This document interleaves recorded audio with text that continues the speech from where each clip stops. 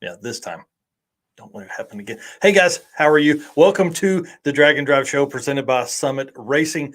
My name is Michael Narks. I run dragandrive.com and all of the historical data for drag and drive events. We're going to talk to some historical people tonight. We have Rich Guido on. We have the man Keith Turk on. This is going to be a good show. Eric, tell them who you are and let's get this thing started, man. I'm Eric White. I run 815 LSX Swaps and Motorsports Paparazzi. Yeah, buddy. Well, let's talk about the guests we have on tonight. We have Matt Lang, creator of Back to the Streets Drag and Drive. He's going to be on just right after this. We have Rich Guido. Obviously, I'm going through the historical stuff for him. He has competed in at least 15 drag and drive events, stick shift, 65 Pontiac GTO, crazy car. Love it. Dude drives everywhere, drives 10 or 15,000 miles a year.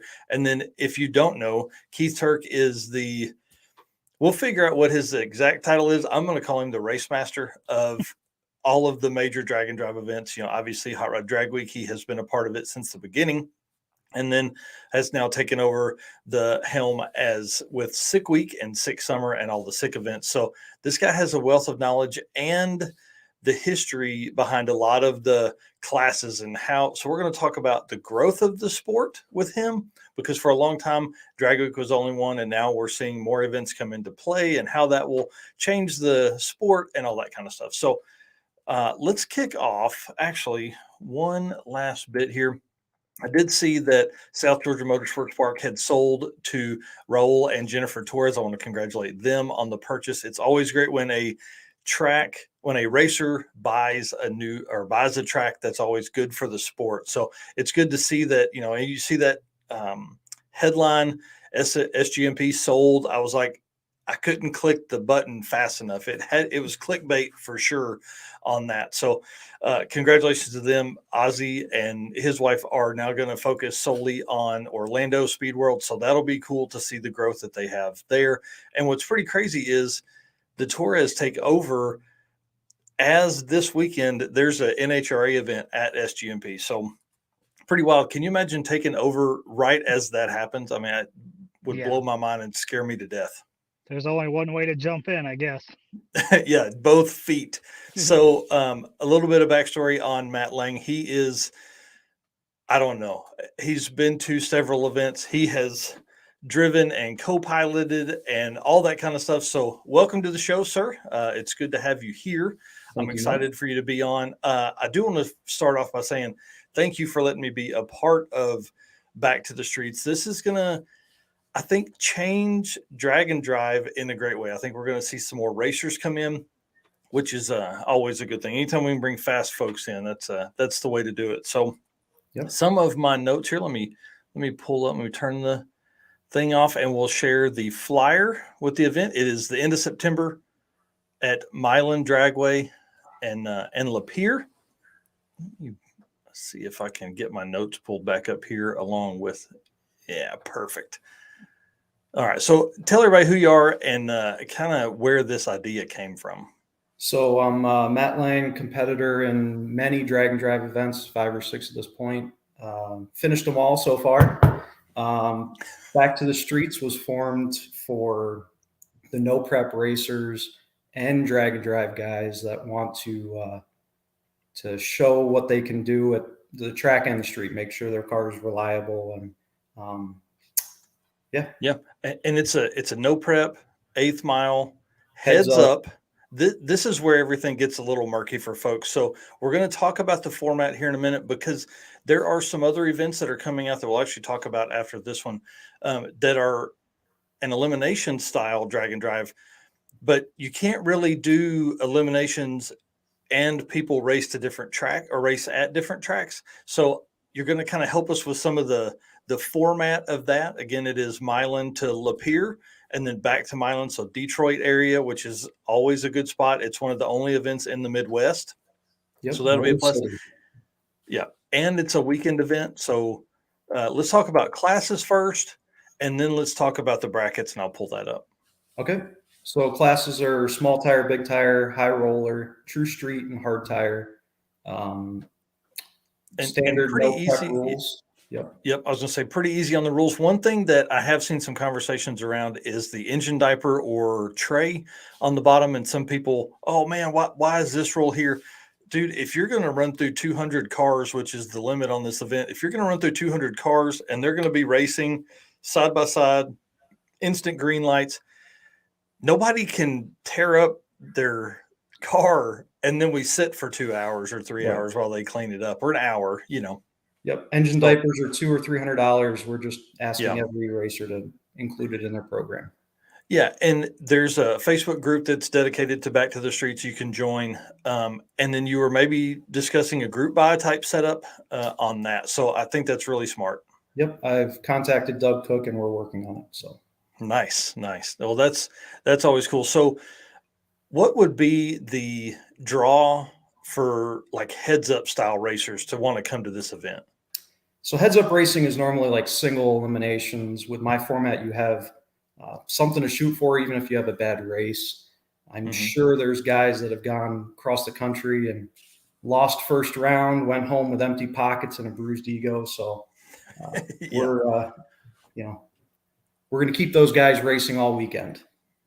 Well, right. And then drag and drive racers, anytime we can race for not just an ET, that's always fun for us because it's a completely different format. I think that's what will draw the drag and drive racer in. But don't worry, guys, I am still going to use your average. I'm going to use your ET or your time slips if you will allow me. This is a no time setup. So if you would like to use your slip and all that, bring it to me. I'll input it and we'll keep track of those for the dragandrive.com racer list presented by Summit for the PRI award show at the end of the year, also presented by Summit Racing. Yeah, so this takes drag and drive to the next level. You got to prepare a fast and reliable car, but you also have to beat the guy next to you on a surface that's not always the best. So yeah, and I think that's going to be the fun part too. And then why would a no prep racer want to do this one?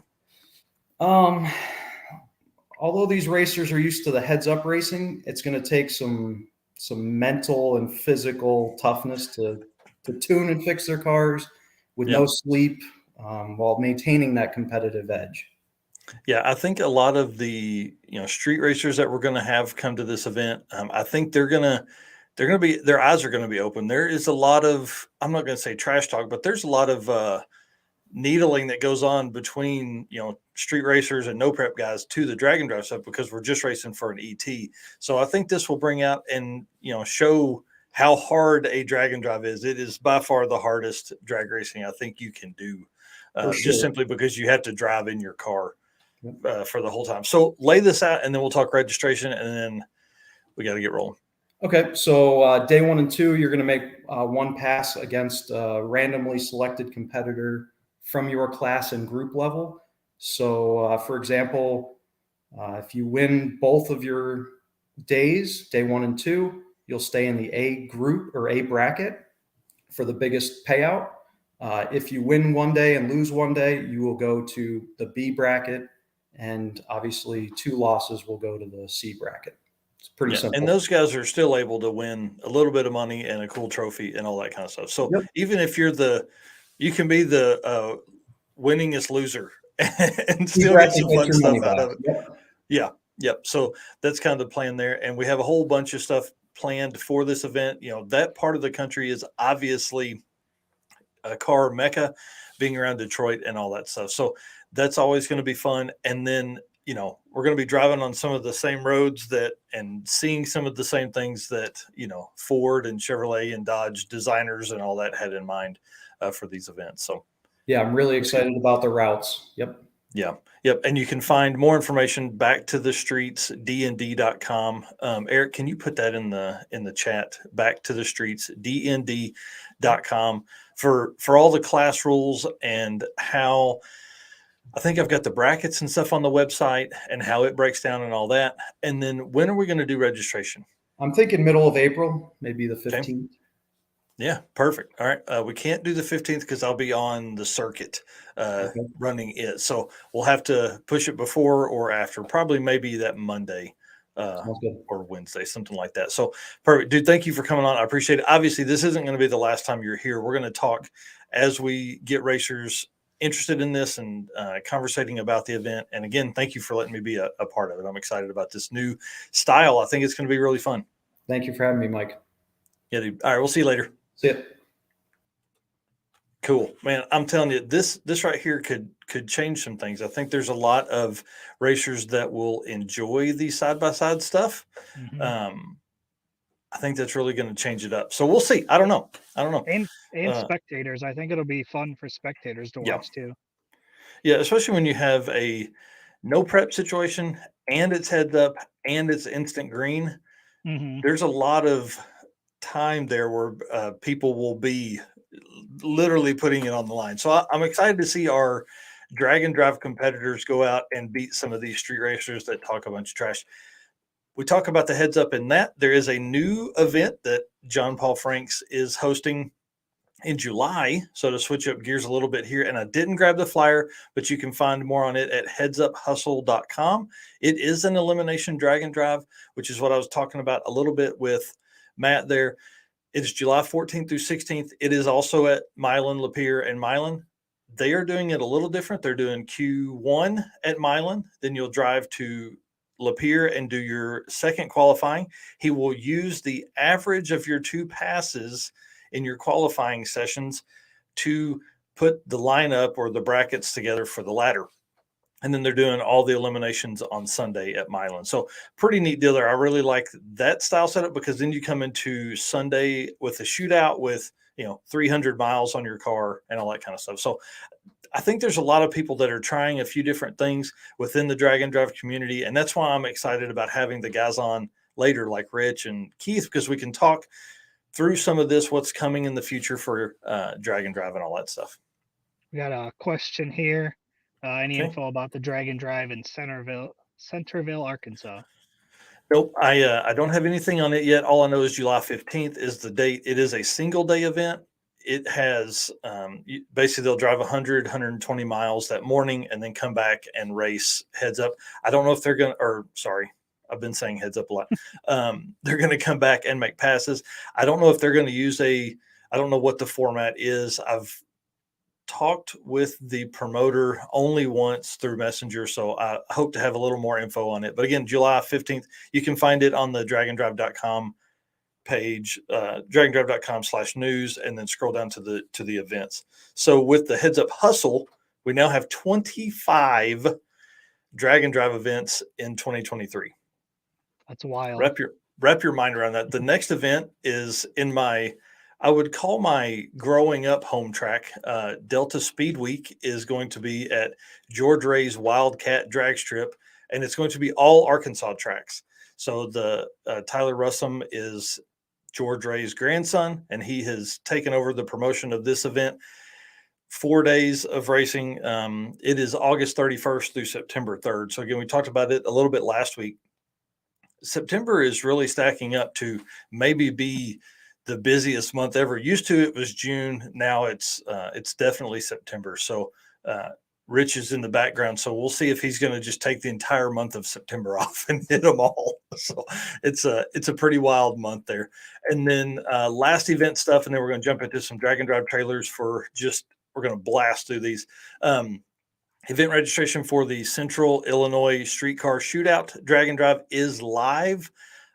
I didn't bring the link into that, and I'm sorry, Kyle.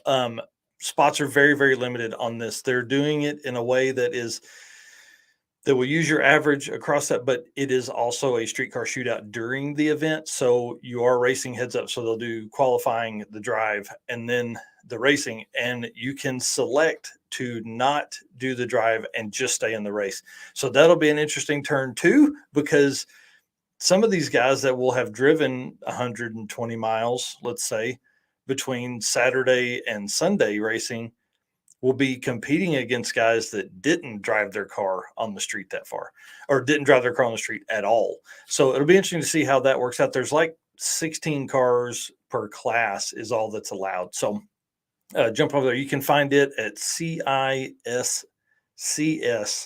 on Facebook, Central Illinois streetcar shootout. Yep. Say that 5 times fast. All right, And that dude. one's Let's jump not too into. far. That one's not too far from me, so that one I'm hoping that I'll be able to get to and check out. Yeah, you're going to have to do that for all of us. So I want to run through a few pictures here. I actually had planned for a little longer, and then I went long with Matt. You know me, I talk and talk and talk. So let So me get this. trailers, right? Yeah, yeah. So drag and drive trailers has actually become a huge part of the drag and drive community. I think people they'll take a couple weeks or a couple events and they'll yard sell it, which is essentially packing everything in the car, unpacking every day. It's possibly the worst way you could do it. Plus, as we see these drag and drive trailers going through here, you can see just the creativity extends not from just your car, but into the trailer as well. Like this one here, you guys can see that, right? Yep. Okay. Yeah. This one here, super tiny. I mean, this is like I don't know, 4x4 trailer mainly. And then you've got this guy. I don't think this was his race truck, but that's his race car trailer. And we'll talk about, I think Rich's picture is in here just in a minute about his trailer. And we can talk about how it's grown over the years and things like that. Andrew has a really nice trailer. I like the diamond plate. The other side of that too is like, you see a lot of these are enclosed and then these are open. I mean, you really can't go wrong with your drag and drive trailer setup. And really it's motorcycles. Obviously you have to pull a trailer on a motorcycle. There are a few guys that don't. I can't imagine. What I would like to see eventually is a motorcycle that changes his rear tire. I think that'd be really cool. I think that would be the next level of motorcycle drag and drive. But currently there's only about 10 motorcyclists that race in drag and drives yearly. So I like this one here because of the golf cart on the back. That's what my setup is going to look like whenever I buy the drag and drive pursuit van. And then this kind of stuff here, simple, easy, $200 or $300 trailer here. And then this is probably a Facebook Marketplace purchase for another 100. So for $300, you've got a trailer that can keep stuff dry, but then also has room for your, all your stuff. And then I like this one because of the vintage look. There's a lot more of this type stuff popping up, where you're seeing kind of some cool trailers. This is Brett Marvel's trailer. He actually built this from bed frame rails. This is what's under here, and then just sheet metal plated it. Nice. So I mean, yeah. And then this is a huge rooftop tent that just goes right on top. I mean, he pulls his entire setup. If these tents weren't like $1,500, it would make a lot of sense to have one. But man, those tents are expensive. So you can see here Bailey, and then all the trailers that are in the background. This looks like an old U-Haul trailer, maybe. And then Aaron Schaefer with his trailer. This is one of my favorite trailers in the drag and drive community, just because it's open and easy, but has a locking. This you can probably pick these up for free. The old toolboxes. I mean, seriously, or they're $20 at a yard sale somewhere because people don't want them, but they're perfect for drag and drive trailers. You can bolt it down, you can lock it up, all that kind of stuff. And he's got the bar that crosses here to keep all of his stuff, hopefully safe. I liked the tires mounted on top here. That was pretty cool. And then, I mean, dude, you can't say that that's not the coolest pictures ever. That's car pretty sweet. Cruising down the road with a trailer. I mean, I was on the phone today talking to the place where we're doing the cruise night here in Rogers for the circuit. And I was like, yeah, and a lot of these cars are going to be pulling trailers. And she's like, oh, so you don't need 300 parking spots. You need like 450 or something. I'm like, no. These trailers are tiny. They're like little bitty. She's like, I don't understand. So and then you got guys like these diesel trucks that could probably pull a trailer 3 times the size. We're going to talk to Keith in a little bit about kind of the trailer rules and how they, I don't know, got started and all that, because right now the only rule is a single axle, where used to there was a cubic foot that you could have here or a length and width that was set up by Rocky Mountain Race Week. I mean, there were all kinds of different rules and people would build their trailers in and around that. But now the only rule is a single axle. Clint Sadowski there. This was one of my favorite. These are more Canadians that were at Sick Week. Super great couple.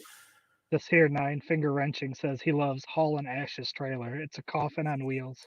Yes, it really is. It's amazing. I don't think I have it in the pictures here. This is another vintage one, matching taillights to the car. I mean, that's pretty cool. It's all those little details like that that you walk past this trailer 2 or 3 times before you notice. And then my little brother is building out. This used to be a pop-up tent that literally came from like right over there in the back of the woods there, and had been there for at least 25 years. So he pulled out all the metal, and he's raising it up just a little bit to kind of, the bottom of the car and the bottom of the trailer will be even. And Darce Laws with it. This is not part of the trailer. This I don't some roof or something. So, anyways, trailers. There are a lot of different ways to do that. There are a lot of different ways to do your trailer, and we'll talk to Rich and see how he does his and what he likes and all that kind of stuff. So we're running long on time. We'll come back to trailers. Jason Schaefer with the Chicken Coop and I recorded a lot of stuff at Sick Week, about 10 or 15 minutes worth of trailer, recaps as we walk through the pits. So that video is coming. I'm working on that over the weekend. So, dude, you want to bring in Rich Guido, the man? I Mr. think that's what everybody's been waiting for, isn't it? What are you saying? Everybody's waiting on me. Hold on just a second. Let me get the notes pulled up for him because his stuff is pretty deep. I think he's the star of the show. I mean, him and Keith are definitely more popular than us. Let's let's thank a sponsor real quick, and then Rich, we're going to bring you on. So get ready. Molly Motorsports is the official piston of Drag'nDrive.com. Molly's Power Pack piston is the perfect candidate for your drag and drive car. Molly Motorsports competes in drag and drive events and supports our community. Project manager Eric Grillo raced a 10-second stick shift Nova at Hot Rod Drag Week 2022. He's also competed in Rocky Mountain Race Week last year with his C10 truck. Visit mollymotorsports.com for the most recent line of products. Awesome. Dude, Eric Destroyer 1320 does a great job. He has the voice for that. Mr. Rich Guido, how are you, sir? Hello, gentlemen. Hey. I see you're in your podcast setup there. We're going to talk about that a little bit here in a minute. Why don't you I'm going to do your drag and drive history here in just a minute, but why don't you kind of tell people who you are and then just a quick recap of the car? So Rich Guido, I've been entertainingly named the Canadian Chuck Norris, and recently crowned the king of drag and drive by the man himself. So I thought that was pretty cool. But my car's a 1965 GTO, 4,100 pounds. Best pass has been like an 875 at 164 miles an hour after driving 3,000 miles. So that's that's kind of my claim to fame. Is I don't have a truck and trailer, so if I want to go to an event, I got to drive there. And I get to do Hot Rod Power Tour and whatever drag and drive, and then I get to do Hot Rod Power Tour again on the way home. That's Hopefully. Right. You probably actually drive farther than Power Tour does. Yeah. Boo Guamso said he heard you bowl overhanded. One thing that's been great about you becoming so popular and the Canadian Chuck Norris stuff is the memes that come from it and the names. It's hilarious. Yeah, once they start going, it's like, oh boy, this is going to go on for a while. That's exactly right. Yeah, that's exactly right. A couple comments about what you were talking about earlier. I'd love to see. I know you probably weren't going to call him out, but I'm going to call him out. But Billy the Kid and his dad, like, it would be great to see. Oh, listen, I'll call Bill Hoskinson out every day. Yeah, and I think he wants to do it. And I think once he does it, he'll fall in love. And it wouldn't surprise me if he not only does no prep style, he'll probably want to try another one. So pretty excited about that. I mean, I'm just amazed at how crazy it's gone. So thanks to both of you guys for doing this, and all the advertising you do and all the sponsors. But it is so cool that the sport that I love so much and have been doing for so long is just there's so many opportunities to do it, and yet still you got to be a bracket racer to be able to actually get in them because they sell out so quick. Yeah. Yeah. You gotta chop the tree down on registration. Yeah. Yeah. You really do. Yeah. It's pretty wild. And I laid out some stuff with Keith talking about the growth of the events and kind of the quantity of events. The one thing that we are seeing still is these events are still selling out or getting really close to it. There's not a lot of events that are struggling to sell out their numbers, so there's definitely a demand for it right now. People, we've got to jump on it. And I like that there's different formats that are coming too. Yeah. And we're still getting new events coming. I mean, we Oh, just yeah. heard of a couple new ones. So Yeah.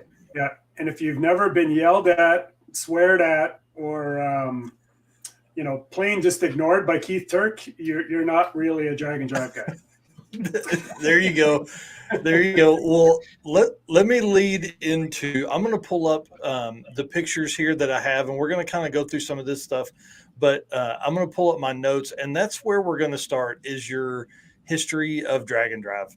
So you started, obviously, like most folks, in Hot Rod Drag Week 2013, 2014, 2015, 2016, 17, and 18. Yep. With your best average being 2017 at a 10.012. How heartbreaking was that to not end with a 9-second average? Yeah, that was pretty heartbreaking. I mean, if you ask Bill Armstrong, that was because I wasn't doing 1320. I was doing about 1380 because I was going down the track like this. And I definitely had some wheel alignment issues that it took me a while to figure out. And I was having to pull my chute at 1,000 feet just to straighten myself out. So, man, I'm getting shit by Ed saying that I spelled Canadian wrong. What? Oh man. And then so after 20, so you did 2018 for Drag Week. You also did 2017, 2018, 2019, 2021. We skipped a year. We know why. And then 2022 for Rocky Mountain Race Week. Best average there is at 9.813. Then you've done Race Week 2021 and 2022. We know why you didn't do 2020 because you live in the Great White North and they wouldn't let you in to the States. 9.0 average is your best average for Race Week, and that was 22, right? Yep, that's right. Yep. And then Go ahead. Oh, go ahead. No. Go ahead. If you're talking about Race Week, we'll do it. I raced Finnegan there on the last day, and we went side by side 906s. That was pretty damn cool too. Yeah. How both cool of us ran brakes, but his car's a 6-speed too, right? No, the rubber duck. That was the rubber duck at that time, and it was that. Gotcha. Supercharged Firebird. Yeah. Oh yeah, because it 20 or 21 he broke blasphemy. That's right. Sick Week 22 and 2023, 2-time back-to-back stick shift class champion. I mean, that's pretty impressive. I want to ask you, leading up to Sick Week, we were looking at some really potential game-changing cars, and then you end up winning. How did that feel when, I know it's sad when those cars fall out, but you drove your car 3,000 miles, 3,500 miles to get there, and then you beat the guys that could have gone 7s. Fegley did go 7s one day for sure, or both days, I think, right? And then broke his trans. And then here you are, you're like, oh, I got to finish this. And you end up finishing and then drive the car home. Yeah, it changed the event for me quite a bit. I honestly figured, all of those guys are stout. Jeremy Howell, he's been 720s. Taylor Hendricks, he's been 8.0s. And I've been beat by Chad before. So, and all of them have done drag and drive events. So none of them were new. So, I had a lot of faith in those guys that one way or another, they were, at least 2 of them were going to finish. And they all have more certification than me. So honestly, I was really disappointed for Jeremy. I think he blew his up on the dyno the day before the event started, and then Taylor, felt awful for him. He he hydrolocked. He made a pass and then hydrolocked his motor. And it had just been finished. Like that 2-valve had just been finished. And Jeremy Howe, I don't know if you saw his stuff, but his car is back apart. He's going like 25.3 cage. So, he's ready to go fast. Yeah. And then Chad, he had a goal in mind. Like his goal wasn't to win. It was to run sevens the whole week. And I think if his goal was to win, he could have backed it off and quite easily have won the event. So, but that's not Chad. Chad wanted to run sevens. He's beat me before. He doesn't have an orange helmet, but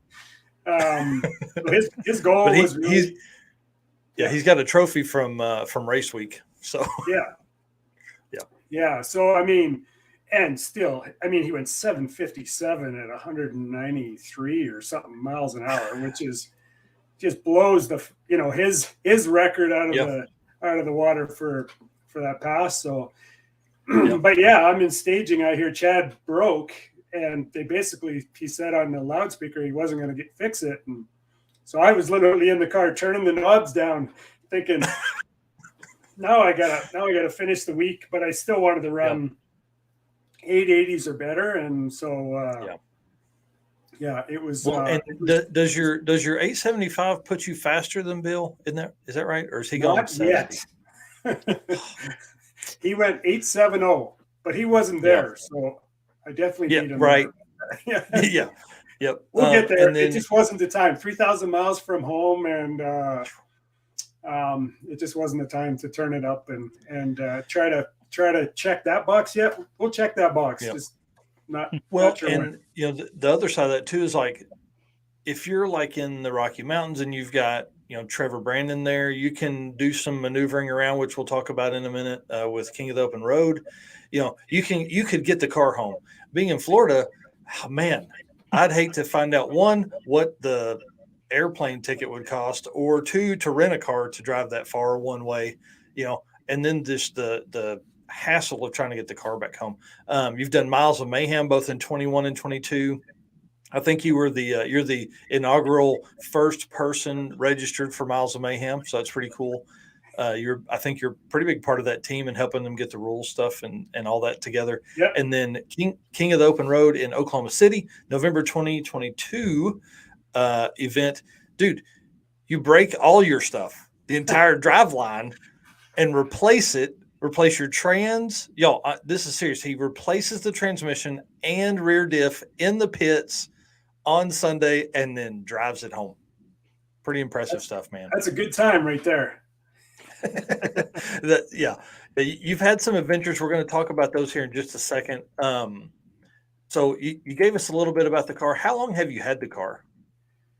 Well, my son's 25.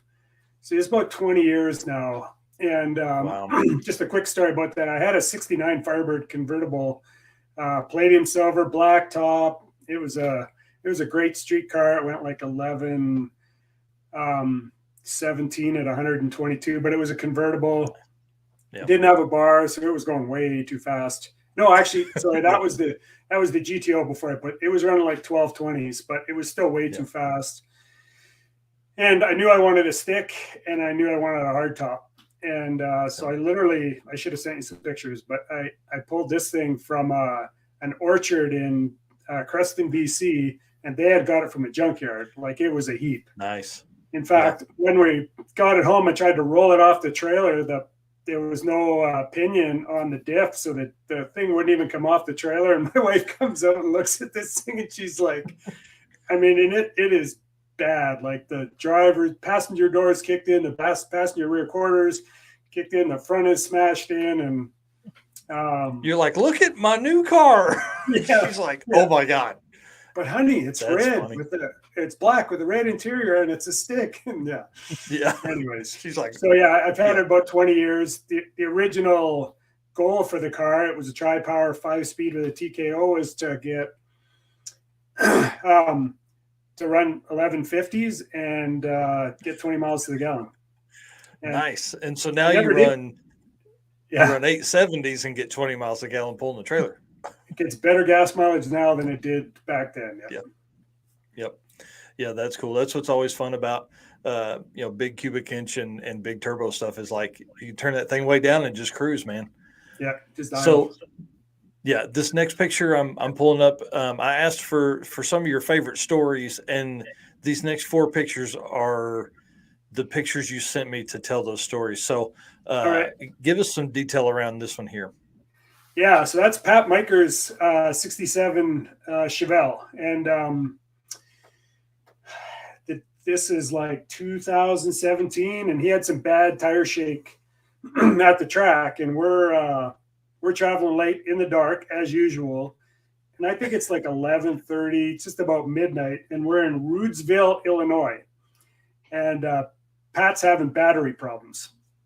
And so we're at a convenience store. It wasn't even a gas station, I don't think. And right off the bat, there's a couple of intoxicated ladies there that are, I think one of them ended up sitting in Pat's car. And it was so we're laughing at that, trying to figure out what we're going to do. And all of a sudden, Blasco says, "Let's get in your car. We're going to go find a battery." And I'm like, it's 11:30 at night in Rudesville, Illinois.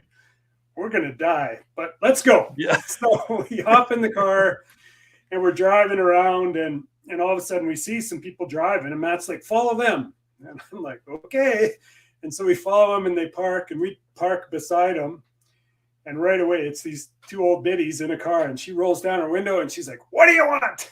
and then I'm trying to tell them that we're on this event, and, we're looking for a battery. And all she said was "no," and rolled her window up. And I'm like, yeah, that's about what I expected. And so we leave there, and every time I think we should turn left, Matt says turn right. And pretty soon we're driving by this house, and he says, "Pull over. I'm going to buy the battery out of that." I can't remember what kind of car it was. It was like yeah, geez, I can't remember what kind of car it was. But and I'm like, it's freaking 11:30 midnight or something, and I fixed to knock on somebody's door. He's gonna go knock on somebody's door, and there's this it was a little Jeep SUV or something, and so just about as I'm stopping, he's getting out, and I'm like, "Hey, listen, if they're shooting starting, I'm leaving you behind, buddy. Like, you better bob and weave." And so he goes up, knocks on the door. And a guy comes to the door, and he says, "I'm just wondering if I could speak to the owner of that vehicle out there." And the guy's like, "He just went out the back door." And that's like, okay, like, did he have a gun, or is he what? Yeah. And so sure enough, this guy comes around, and I think I sent you a picture of Matt and this guy. And so we go over, and Matt goes to pop the hood. The guy's like, "Nope." He's like, "Yeah, this guy here." He's like, "Nope, I'll pop the hood." So he pops the hood. The battery's sitting there, and Matt's like, "Is there any chance we could buy we don't know if this thing's any good, but the battery kind of looks new." And so the guy's got his hands in his pockets, and he's kind of shuffling back and forth, and he's like, "Yeah." And Matt's like, "Well, how much do you want for it?" And he's thinking, and we've told him the story. Like, we're in the middle of nowhere. We're desperate. Yeah. We need a battery. We're thinking 200, 300. Like, this guy's gonna, but we don't care. It's Pat's money. It's not ours. We just need to get him a battery. And the guy says, how's $20 sound? And so we're like, Matt couldn't get the money out fast enough. I'm running to my car and getting the tools. And so, we take the battery out of the car, and we're laughing our ass off as we go back. And I tell you, we get it back. That is wild. Yeah, we get it back to Pat's car. And Matt's looking at it. As he's looking at it, he's like, "This thing is like a year old," he says. "It's like brand new." We go and we put it in Pat's car, and it's fully charged, ready to go. Fires Pat's car right up. Pat had that battery in his car for like 2 years. And it was like, I don't even know how that all happened, but it was hilarious. We laughed our butts off at that one. Those are the adventures you have on Dragon Drives for sure, especially with you. Now, what is this one here? So this one's a bit of a shorter story, but it's interesting the amount of people there. So that's Elena she was working for Roadkill at the time. I think that's Blasco beside her. And then traveling with me was Scott Taylor from Street Machine. That's who took this picture. So funny, he was traveling with Dan and I, and we're not sure if he brought it over or what, but those two guys got so sick on that event. I remember Dan Nissen sleeping on my yard sale.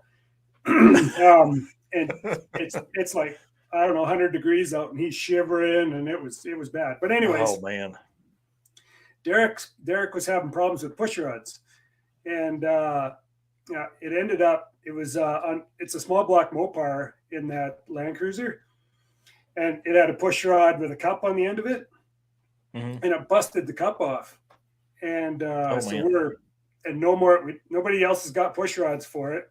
And Dylan Merkel, if you've ever met him, he's super hard worker and creative. And he's like, I wonder if we took a 5/16 socket, flip it upside down, put the square end over the push rod, and use the 12-point end as the cup.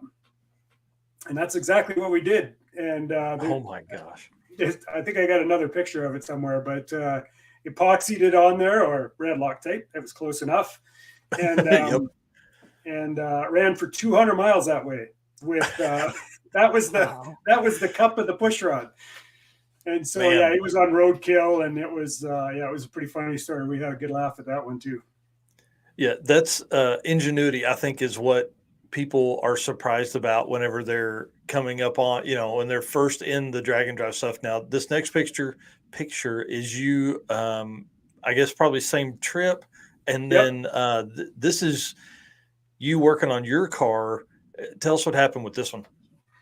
Yeah, so first of all, this is a really nice hotel, like really nice. I can't remember if it was like the Sawmill or the Saw Ridge or something. Paddle Wheel. It was the Paddle Wheel Inn. That's what it was.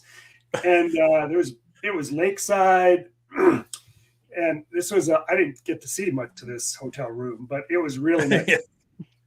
So I thought I was having lifter issues. So solid roller motor. And so we ended up going for pizza coming back. And I'm like, well, I have spare lifters. I'm going to change them out. So we start ripping and tearing mine. We realize that my brand new lifters don't actually have some oil grooves in them, the little communication grooves. So we had to go to Walmart, buy a Dremel. Dylan Merkel took the Dremel and all my lifters up into the bathroom of this hotel room at like, I don't know, midnight. I don't know what the neighbors gosh. But so the story gets better there. I get this thing all apart. As you can see, I got my yard sale going on, and it's like midnight, and all of a sudden you hear this and the sprinklers all turn on. And I got all my stuff all over the place. So we got like coffee cans, and we're cans trying to cover up all the hoods open, no heads on it. Yeah, you can see all my push rods sticking out of my valve cover there. And then we finally get that sorted out. We keep wrenching for a little while, and it starts to rain. And Paul Castiglione, that was the first time I met him. He brought a tarp over and put it over top of the car. And I think it was like 4:00 in the morning by the time this shit show was done. But at some point, one of the hotel workers went by, and they just walked out, and they just looked at this, what we were doing to their fancy hotel parking lot. They just shook their head and kept walking. But they're like, I'm not even going to go over there. Yeah, no, it was Richard Ray was there. And that was a pretty awesome year. Lots of adventures. Adventures are the key word for drag and drive. Nice. So we talked a little bit about it, but what's the setup in the car? Engine, trans, any power adder? Yeah, so it's a 521 cubic inch Pontiac, solid roller motor. It's multi-port fuel injection with the ECU is a MS3 Pro. Evo. Oh yeah, that was good memories there too. That was in some, I can't remember, Montana maybe, I don't know, Kentucky. I can't remember where that one was, but and it's got a 94 millimeter turbo on it. So the engine that's in the car was the engine that I ran my first drag and drive with. It was naturally aspirated, carbureted, and had a 5-speed behind it. And so now 15 pounds of boost pretty much doubles the horsepower. And so it makes like 1,485 to the tire at about 16 and a half pounds of boost. The clutch is Black Magic clutch. It's an adjustable clutch. So every day, if it looks like I'm sleeping under the car, I'm usually, I got adjusted for the street and again, when I get back to the track. But it only takes about 5 minutes. Once the car is jacked up, I can do it pretty quick. And then the key to driving all the miles, without a doubt, is the G-Force transmission, the 6-speed. 80 miles an hour with my winter tires is 1,650 RPM. Dude, that's so wild. And it's actually happier at 85 miles an hour because it's a little bit more RPM, but it'll cruise at like 1,500. But I mean, because probably at 1,500, it's making 400 or 500 foot-pounds, I would think. Yeah, it you know, towing a trailer puts a little bit of load on it, keeps it from bucking, all that stuff, and yeah, it's really what keeps the whole thing alive because it's an aggressive solid roller. So yeah, I would say if I didn't have an overdrive, I have the drive shaft speed on there, and it reminds me quite often of, to do those speeds that I'd be doing, it'd be like 3,400 RPM or something. Like, yeah, that ain't gonna live. No way, shape, or form is that setup gonna live if I was doing that kind of speed. But man, when you're doing 1,600 RPM or 1,700, you can hear everything. The gas mileage isn't that bad. It runs super cool because it's 80 mile an hour air going through the rad, but it's hardly any generating any heat. Yeah. Well, and that's easy on it. Eric, we're gonna have to move quicker. And we'll have Rich back on later. For sure. Sorry. All right. We're trying to keep time here. All right. Your next question, Eric, is really good here. I think this will be a good answer too. All right. So what's it like traveling as far as you do for these events? Like, do you enjoy all that driving, or is it like physically and mentally draining, or both? I enjoy it. The car is really comfortable. The noise I just talked about, I just put some different seats in. I had some seats that were pretty bolstered. They were Procore 1000s, and they weren't as comfortable as the ones that I put in. Ted, my buddy, he had some of those, and I put them in. They still look very, period correct. They're Procore 1300s, and I tell you, I drove 1,400 miles on the way home on the Sunday/Monday, and honestly, my ass wasn't sore, and it. So yeah, I absolutely enjoy the drive too. You can play tunes. Yeah, Dad gets a good sleep. What do you know about what you spend on average in gas for an event? It's got to be like outrageous, isn't it? So I think this trip to Florida was about $4,000 in gas. Actually, there's probably food in there too, but it was up there. Yeah. Yeah, I mean that's 4,000 spent at gas stations because all you're eating is gas station food for. Yeah, so. Exactly. Yeah, exactly. That makes sense. Well, we know you did 2023 Sick Week. What other events do you have planned for 2023? So I have a big. I work at a petrochemical plant, so we have a big turnaround. So this year, May and June are out for me. And honestly, though, I get to do all these trips. I got no qualms about missing a couple of months. So it's Miles of Mayhem, and then I'm going to do Rocky Mountain Race Week 2.0, which is back in the Rocky Mountains. Yeah. And then I think I'm going to do Death Week if it goes. Nice. I think that's what the current plan is. That's cool. And then tell everybody what it takes to be competitive in stick shift class. This is probably a longer answer than than what we can do in this episode. But what's it take? I can keep it short. I actually think that, and for me, this last event was proof. It's really clutch management and consistency. If you can run, like my range was 875 to 891. The only reason I went 891 is because I let off too damn early at Orlando. So I think being able to, clutch management and be able to get the car to hook up, like I kept mine dialed back, but Chris Hine, I don't know if you saw the pictures of the 33 of his input shaft, but he's 1,000 pounds lighter than me, and he shattered his input shaft.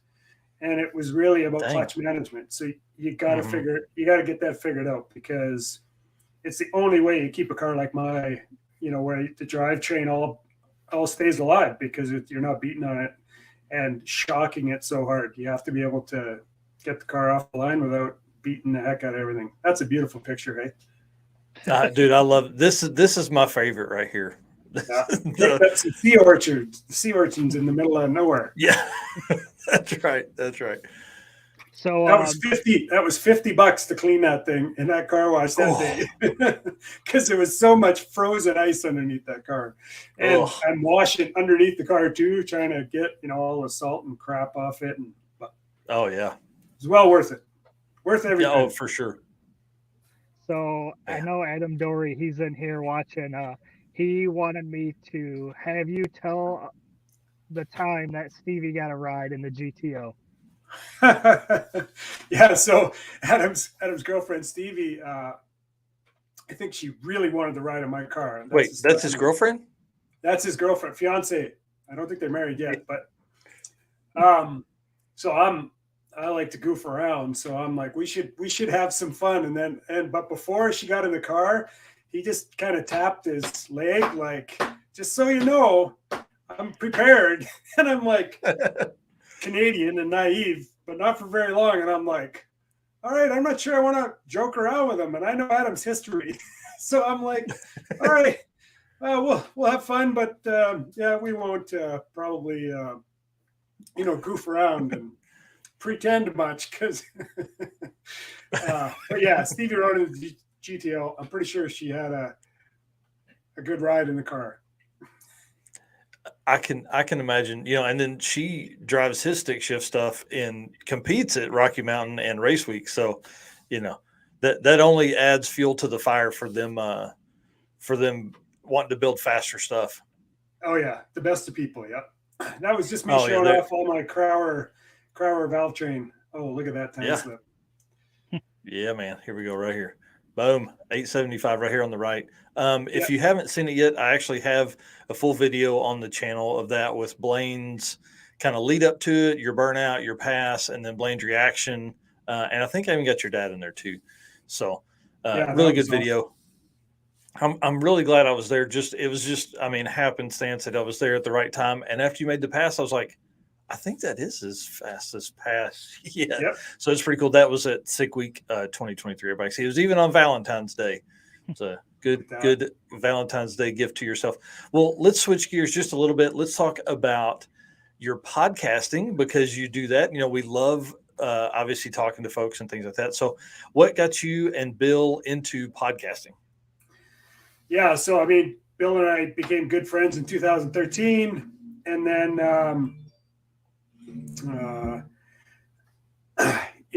we pretty much chat on the phone all the time, and lots of times we're talking about clutches and things to make our cars better. And over the years, we just thought it would be cool to put on a podcast ourselves. We were on Power and Speed back when they were on, and we laughed our asses off, and we had a great time. And we thought it was something specific for the stick car guys, but eventually we'll roll it into anything. But, it gives us the opportunity to talk to Tom Stark and his family. And so we do it as much for us as everybody else. And if people can learn from it, and we can grow the community, just like you guys are growing the whole Drag and Drive community, that's what it's all about. We are all learning together. And when my buddies get faster, I have to get faster. So there's that advantage too. That's an extra perk.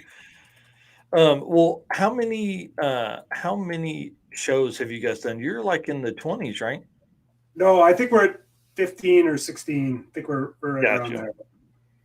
Gotcha. That's cool. It really is a lot of fun to watch. You guys do a great job, and your knowledge helps push that along. And the people you have on, I mean, it's obviously really, really been good about that. Yeah, having Jonathan Atkins and Garrett Mitchell, and yeah, we've been really fortunate. Ben Strader, that one still gets lots of comments. People like, I'm watched that thing 3 times to try to get that information again. Yeah. But yeah, it's been awesome. So obviously we enjoy doing the podcasting. For you, what's the most fun about doing these podcasts? I think one thing, as a dragon driver and who's done it for so long, you go to these events and you're all excited to see your friends, but the reality is so often you're so busy to have a private, like, sit down conversation with them just doesn't happen. So in this forum, it really gives Bill and I the opportunity to ask whatever we want. And, how often do you get to spend an hour with a Jonathan Atkins or a Garrett Mitchell where there isn't people who want their time too? So it's very personal. Or they're getting their car ready, Yeah. Like the one with Frank and John, like, it was fantastic being able to spend that time with those guys. Like, we had just a great time. And so for me, that's what I like the best is it's that personal one-on-one time. And in my opinion, we get to expose some people too. Like Nick Coleman was one where I've seen 1320 videos of him, and usually he's in the zone, he's like busy. Yeah. And it seemed, but then, man, when you sit him down and you talk to him, it's like, that dude is brilliant. And we should have known that anyways with what he's accomplished. But so yeah, that personal one-on-one, that opportunity to spend some time with them without external factors, that's what I enjoy the most. Yeah. And then do you guys have a normal schedule that you release the event or the podcast on? And then where can people find that? Yeah, so it's pretty much on every podcast format. Typically what we'll do is we'll record it on Sunday nights, but it really depends on the guest too. And then Travis Foster, he's the one that makes us look good. He throws in the videos and the pictures. So we don't do it live because, Bill and I, so we need all the help we can get. And Travis takes care of it. It was great to have him actually interview me because he's a super smart dude and great at interviewing as well. So, and then if you want to actually watch it where you see the pictures and the videos, YouTube's the best place for that.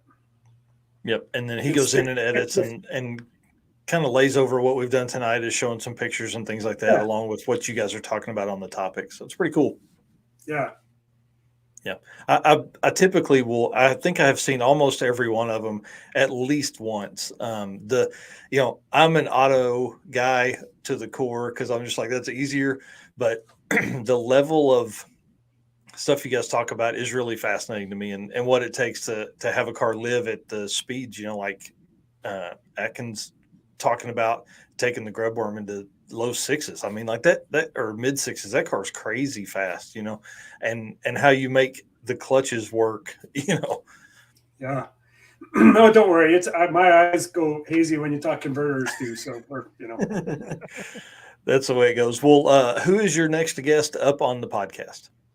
We're actually trying to get Tony and Tess from Tony's part of the AV boys. He's famous for wheeling through the intersection where he was racing a Porsche, and Miss Midnight Maverick is, I don't know if they're married or wife, girlfriend. We're going to have both of them on because they're both nice stick shift.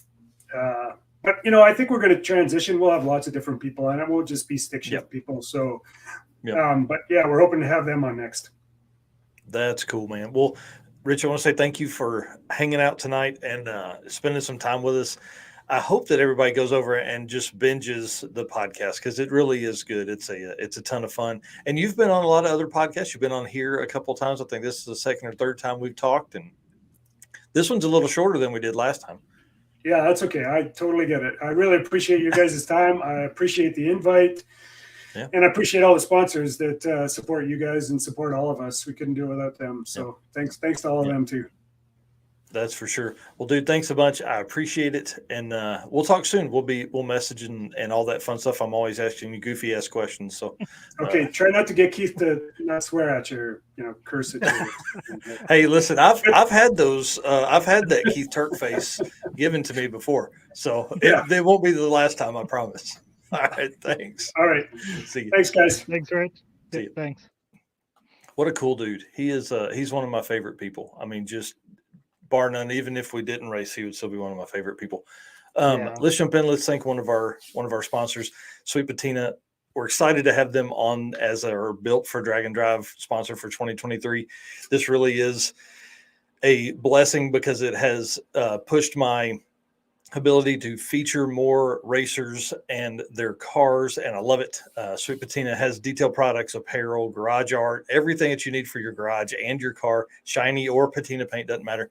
My favorite item they offer is the Sweet Patina TKO hand cleaning wipes. These are amazing. I don't have any running water in the shop, so before I go in and grab the door handle of my house and the towel that's next to it, I do these out in the shop and then go in so I don't get everything all dirty and nasty. You can use code DND57 at checkout on sweetpatina.com. All right, dude. So one thing I don't know if we ever mentioned, the name of the podcast is Clutch Burners Podcast. We talked about it. I don't know if we stated the name. Yep. Yeah. Definitely Clutch Burners Podcast on Stick Shift Nation YouTube channel. It's a great setup. Any comments that I've missed? I haven't looked at a single comment. Do you have some starred in here? We've got a bunch, but they go way back. So okay. I think we just keep moving on. Yep. Perfect. Well, guys, thank you so much for being in the chat tonight. Eric, thanks for watching out for all that stuff and keeping all that going. Let's bring in Mr. Keith Turk here. Now, I don't have a big fancy intro because if you don't know, he doesn't need an introduction. He is the man when it comes to anything drag and drive, and the godfather or grandfather of Drag Week. What do we call Hot Rod Drag? I think maybe Hot Rod Drag Week is the grandfather of them all, and you're the godfather of them all. How about that? Maybe. Well, I would say it's not true. Well, I do want to say thanks for coming on and spending some time tonight. You and I have had some conversations the last few weeks, but then we've also talked at Drag Week 2022. I got to follow you around with the camera for a little bit. That was kind of fun to see your, I don't know, man, your registration tech day stuff is a lot. I bet he walks 25,000 steps during registration and tech day. Yeah, so tough day. Yeah, it's pretty wild. So for folks that don't know, Keith has been around Drag Week since the beginning, but you go a lot further than that. And I actually want to talk about you and Tanya first because I feel like you guys are, I'm just going to say, the ultimate drag and drive power couple. Like, you guys have been together a long time. You've done a ton of cool stuff together. And I just want to, say I really like her. I really like you. She's my favorite, though. How she gets all that. So how long have you guys been together, and how did y'all meet? All right, so that's actually kind of a cool story because Freiberger actually kind of got us introduced, but in an odd kind of way. David and I had done an article when I first met David. We did an article. He was the editor of Rod and Custom, and I was the owner of the East Coast Timing Association for many, many years. And Tanya's sister had been racing with us. I set up a deal where David came out and drove their car, and he wrote this article about it. And Tanya read the article and showed up at Maxton to see what her sister was doing. And I'm like, I like what her sister's doing. I'd asked her mother in the past. I said, like, do you have any other daughters like that one? Like Regan, who's a fabulous lady as well. So anyway, met Tanya and we ended up getting married. We've been married, next week will be 19 years. That's awesome. The cool part about it is that David and I really became friends at that when he was writing that article. I'd been dealing with a bunch of foo-foo people from Hot Rod in the past, and then David showed up, and the first thing we were getting gas in my truck, and I walked in, he was grabbing biscuits off the counter, and he's like, "Hey, counter food," and I'm like, "Dude, I don't know where you came from, but I was ready for the white tablecloth sort of thing," and I grabbed me a couple of biscuits and dude, let's go, and we just kind of got into it. So and I like at that moment I knew we'd be great friends, and we have become really, really good friends. So later on, obviously, I offered him the Camaro to race at Bonneville because I was racing another. Connie and I were racing another car, and he took us up on that, and we kind of figured out how to get him in the Super Club at Bonneville. And one of those events, in those early events, he was running this thing called Punk Ass Drag, and he asked if Tanya and I would come give him a hand, and we said, we're really not drag racers, we're land speed racers. He said, "You're racers, and you're really great people, and you'll be fun." So okay, so we jumped in and volunteered to help with that, and went up there and worked a couple of days in Memphis, and had a blast, and just fell in love with the whole thing. Yeah. Then the first time I heard about Drag Week was at Bonneville. We were kind of spitballing all these crazy ideas about different events. And David had said, "Well, this one I've been thinking about is called like a week of drag racing, kind of like a 2-lane blacktop deal." And we're kind of like, "Oh, that'd be cool." And so he said, "Well, you guys want to help with that?" So that was the very first one. It was 40 cars, whatever it was. Mm-hmm. And but yeah, so that's how we got involved with it in the beginning. And along the way, I was the one asking David all the questions about, well, what about this guy? What about that guy? What about this? What about that? And he established kind of a pattern that we were going to behave and how we were going to react to the whole policing deal, because policing the event's hard. Policing any event's hard. And we're not a police force, and I don't want everyone to be thought of as the police. So we just kind of watch the event happen and deal with it as it goes. And let competitors race. So yeah, that's what I really loved about Drag Week and the concept. It wasn't my favorite idea that night, by the way. My favorite idea that night was an event called the Pill It Till You Kill It Nationals, where like you bring a $400 car and we start giving you nitrous jets. Yes. I love that idea. Now I like you. I'm telling you, it was a brilliant idea, but a little hard on tracks and all that, because you're going to end up blowing everybody up. Yeah, whatever. Anyway, he talked about Drag Week, and what I loved about Drag Week, probably most of all, is that we got to pick the atmosphere and the tempo. So we did this thing a lot like Bonneville, where nobody loses side-by-side racing. Everybody's a winner day to day. On the end of the week, somebody's going to win a class, or somebody's going to win, their particular category. But ultimately, while you're racing and while you're doing the event, nobody's really losing. And I love that. It's a lot like Bonneville. You may go to Bonneville and set a record or not set a record, but ultimately you're racing at Bonneville. You're doing that. And you're part of that whole gig. And so anyway, that's how you're having fun. Yeah, I was saying you're having fun and cars are out there. Yeah, I want to say Drag Week is fun. I can't tell you how many people that I truly love at the event. I mean, genuinely from my heart and soul, that I love to death. Rick and Jackie Steineke, Dan Leeper, and Rich Guido's dad. Yeah. I love Rich too. He's a great guy, but I love his dad. They're just, how can you not love those guys? They're great people. So, anyway. There's a lot of really good people that are in Drag and Drive for sure, and he's one of them. I agree.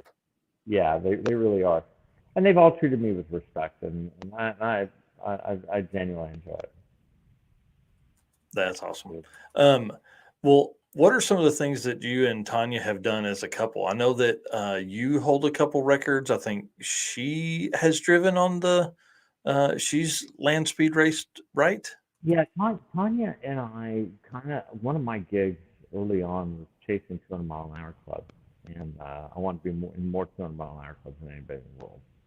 And I did that through CISCS, 200 mile an hour. I think some got already done 790 miles at a time, but they have. In any case, on that, while we're doing all, I'm proud of her. She wants to learn how to race bonding through 5 of the lap. She was a vice president of Walker Bank, and she literally just wanted to have a little more in life, and she started coming back and volunteering. She thought about thinking for some race, and that's her whole bar. So I had to say, well, I'm very sure to do that. And she was heartbroken. I was like, okay, then one got a race car, and I got this piece of crap there. I'm going to ride that.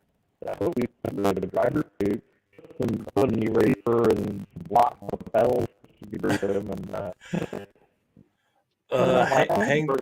Hang tight. I think your mic is maybe fighting us a little bit. Okay. Yeah, I don't know. Hang on just a second. I'm gonna mute you and then turn it back on. We'll see if that does it. Okay. No, it's like it's picking up some interference or something. Trying to move it closer. Not a good ball. It was good for a second, then it just kind of went crazy there. Pretty long to do that. Turn this off. Okay. When you go out back. Yeah, it's like it are still connected. Yeah, I think the headphones are still connected. How about that? Yeah, I keep looking them off. Yeah, you may have to turn those off. Sorry. We'll let him do that. See if that may bring us back. We do have some good photos that Keith sent us here. I'll bring up when he comes back on so he can tell some of the stories. He had the Hot Rod Magazine Camaro in here that him and Freiberger have driven. How's that? Well, we'll have. That is better. Is that better for you, Eric? Okay. I think so. Okay, perfect. I'm gonna go ahead. Sorry about that. I'm gonna go ahead and pull up the Camaro because you were talking about it just a second ago. Okay. And we'll discuss it a little bit here. Sorry, it's opening out. What happened was it started. The audio started as I opened that up, so I was like, okay, well maybe it's on my end, but apparently it was not. So this car here is a car you and Freiberger have you guys put together, or maybe you put together and he wheels it some. What's the story on that? The story is that originally I was going to give him the car and I was going to race my long car, my Streamliner. And it turned out, I realized pretty quickly that the best way for us to do this was for me to handle the car and for David to handle the engine. So basically we divide the car from the clutch back is mine, clutch forward is his. I don't mess with the tune-up or any of that stuff. He dynos an engine and ships it to me. I put the engine in the car. We get together, dyno the car, usually dyno the car, and then I go racing. So, and he manages the engine 100%. It's 100% his built engine. I don't mess with it at all. That's cool. The one that you're looking at right there is a 347-inch small block. Makes around 1,007 horsepower at the rear wheels. That's pretty interesting. And you were telling me earlier about tire size. How wide is the tire on these cars? A Bonneville setup is totally different in drag racing. It's a 4.5-inch wide Goodyear front runner that's specially designed for Bonneville. And what you want to do is have a lot of weight incident upon the tire. So the car has about 1,400 pounds of lead in it. And so we have a lot of weight on the tires. And at speed, that weight equates to traction. So yeah, that makes sense. Very small point of the tire on the ground with a lot of weight on it, and they don't spin as much. I mean, spinning is part of the problems of Bonneville and El Mirage. So that's part of the gig. Yeah, All the little blue it's stickers cool. on the right, all those little stickers you see there are events that we ran at Bonneville. That's awesome. That's I saw great. Andrew Nelson in here a little bit ago. He's a land speed guy. I'm sure you guys have crossed paths a few times. He used to race with us a lot in the early days, and Andrew's one of my favorite people. I really, when he crashed last month, I was devastated. You don't know how hard that is on me because this is a guy that I truly love. Yep, So, that's awesome. So, what are a couple of your priority project cars and motorcycles? Oh, I got shit everywhere here. Pop a couple more pictures of the Camaro real quick. Those are go through the hats. We'll do that real quick. That's my baby. Yeah, sorry. These I think these are the only 3 pictures I have in here actually of the Camaro. Okay, go ahead. Go with the next one. That's actually and then, the Camaro. Those are the 200-mile-an-hour clubs it's in. To include Lake Gardner, we checked off Lake Gardner because David and I went there and raced somebody else's Camaro. But we shipped that piece of crap to Lake Gardner, Australia, 300 miles into the outback. It was amazing. And got rained out. wow, that's crazy. And then I went and tried to race a motorcycle there 2 years after that and got rained out. So I got rained out twice before I finally got to get Jack's car and drove it to like 237, got in the 2 Club. But And yeah, then, just some of them. So this looks like the Camaro window here too. Are these people that have driven this car? What's this stuff here? Some of the guys are like, Brad Johnson's one of my best friends. Will Hansel was a rider for Hot Rod. Tanya and I both won a championship in this car. She was driving for the second one. Steve Atwell, the Hemi guy, drove it in Bonneville. David, of course. That's cool. And David's been doing most of the driving lately, and it's just he's really the best driver of the 3 of us. So yeah, we just put him in the seat. Go ahead. I was gonna say the Hansel here, dude, at Maxton 200.000. Dude, that guy went 199.115, which was the exact time he had run at El Mirage a month before. Could not get in the El Mirage 2 Club, and I had to go tell him that he ran 199.115. We popped the hood of the motor of the car, and the whole underside of the hood was covered in oil from blow-by. And Will's like, what are we going to do? And I said, well, we can turn it around. Let's go do it again. And I'm like, I'm going to add another 50 or 75 horsepower nitrous to it. It was a little 300-inch motor. And he went 200.000. I swear to you, it was the craziest thing ever. Will Hansel's still proud of that today. So really, really cool deal. Yeah, he earned that 200-mile-an-hour Oh my club. God, and that motor was junk. I literally threw the block away when we got done. That we had actually barreled the cylinders. It was so bad. I'd heat soaked that thing so many times. Anyway, that's old DC awesome. tubes back in the day. Then I ran a Rodec aluminum block for years, but whatever. Anyway, there's that. Let's move on. Other junk. Steve Atwell's a great guy, by the way. You don't know him. He was on the first drag week. 2 Clubs. Those are the hats. So basically, my first hat I got up there in the top left corner is the ECTA, and I've set a bazillion records with the ECTA. In Bonneville, the blue hat on the right actually was my second. That's Muroc, and I did that by myself. Me and my brother-in-law, Sal Solorzano from TCI.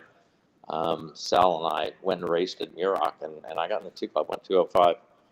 Bonneville, of course, was like my dream. All my life, I wanted to race at Bonneville. So Texas was the first car to go 200. Tanya's first girl to go 200. El Mirage is, I don't know if you guys realize, El Mirage is like 1.3-mile dirt track in LA. That's just a shithole. I mean, I'll never race her again until next time. Well, I'm just saying, it's horrible. I say, the moose thing is like Maine, and then that blue one on the left or the red one on the bottom left is Lake Gardner, Australia, and the one on the right's the Hall of Fame thing. That's cool. Yeah, it's neat stuff. Anyway, that's my hat collection. Next, what's next? Yeah, Okay, all of this is fun. This is my refrigerator. All right, so you walk up to your fridge and get a beer. It's like, okay, whatever. I walk up to my fridge, get a beer, and it's like, in my lifetime, I have dreamed of that. To have a red tag from Bonneville. All of those red tags indicate a record over 200 miles an hour, up to like 255 or something. I don't remember. Top speed on the car is 260. Oh. The 200 mile an hour club stickers on the top are for different people I put in the 2 club over the years. And I don't sell rides. I mean, those are people that have earned the right to drive the car at Bonneville. Steve Atwell, he was instrumental in us going to Australia and saying, "Hey, let's go." Anyway, so yeah, you'll notice the top row though. It's got a lot of the dark blue tags. And those are not records. Those are just me learning. That was all my learning experience up on that top row. I sucked out loud. But well, and so, obviously, Clark Rosensengel's a land speed guy, Andrew Nelson, all those guys. But I don't know anything about this stuff. So this is pretty interesting to me because this is sustained almost or fully wide open throttle for how long are you driving to get to that kind of speed? Let's just do nitrous. Let's just do nitrous because it's fun. So let's say you're going to drive 5 miles to Bonneville. You take your little 300-inch engine and you turn on the nitrous before the 1 mile marker. Usually going into second gear or third gear, one or the other. Depends on, on the 4-speed, probably second gear. So that's before the 1. Let's just assume that you ran 240 miles an hour, which that motor didn't, but 235. But at 240, if you break that in half, it's 120, and half again is 60. So we know that 60 miles an hour is 1 mile a minute, right? So I got to go 4 miles and figure I'm doing 240. It's going to take me at least 60 seconds to go those 4 miles. So I figure nitrous was on around 70 seconds on a 300-inch motor. Wild. Yeah, that is wild. I have a lot of pistons on top of that fridge that represent my skill at going 70 seconds on nitrous. Man, how much nitrous? I mean, are you do you call Harry and get the 2 big bottles? I tell you what I do is we ran two 20-pound bottles side by side with a nitrogen push system.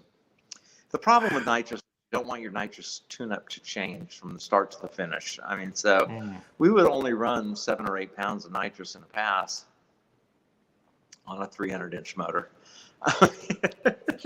That's crazy. It is. It's fun stuff. Yeah, but that's Bonneville. It's real hardcore racing. But like drag and drive stuff, the thing is you don't have to do it every day. You don't have to go racing every weekend. You don't have to go to the circle track every Saturday night and go racing. You can pick the event that you want to go to and focus on that. It becomes your goal. And it's goal-oriented achievement. Bonneville was for us a once-a-year race. The East Coast Timing Association that we owned, that Tanya and I owned, was a 5 times a year, 4 times a year that we would race. Wow. And again, you're not buried in racing. You still could have a family life, and that had value. So anyway, that's why we dug it. Yeah. Kind of leads into a good question here. This Facebook user says, what land speed race events are you planning on racing at this year?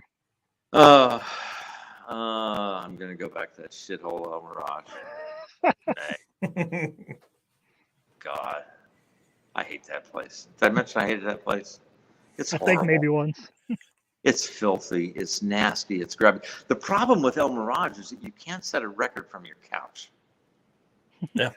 With a theoretical race car and a theoretical racetrack, I could theoretically set a record and kill it from my couch.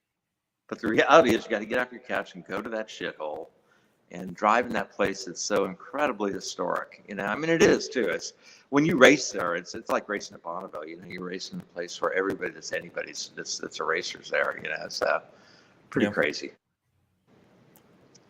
Yeah, Rich Guido talking about cruising the pits. Cruising the pits at Bonneville, you'll never see 2 things the same. Everything's different. Everything's different.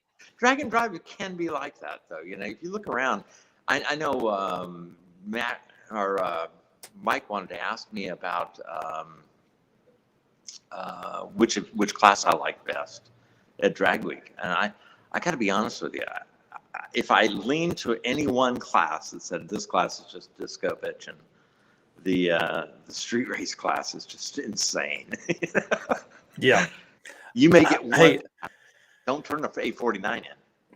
yeah, You know? I'm telling you, like that, I've preached it since we started doing this. That is my favorite class because of the consistency it takes, the tunability it takes. The car has to be right. Everything has to fall into place, and you got to know what you're doing because you're trying to run like Schaefer this year at, at Sick Week 85000. I mean, that's what you're going to have to do to win it. Well, and that's the gig, like I said. But I like them all. I really like street machine eliminators too. I like the variety of people that are running the lower speeds. You may not know this or believe this. I'm really a bucks down guy. I love cheap stuff. I love stuff that costs no money.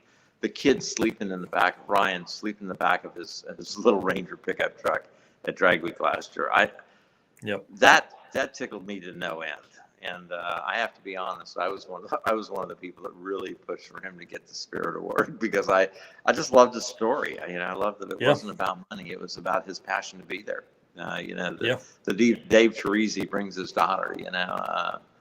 Anna Lee was amazingly special at the first Sick Week. So I mean, those are the people that I love. I mean, it's not about the big money, high dollar, super fast cars to me all the time.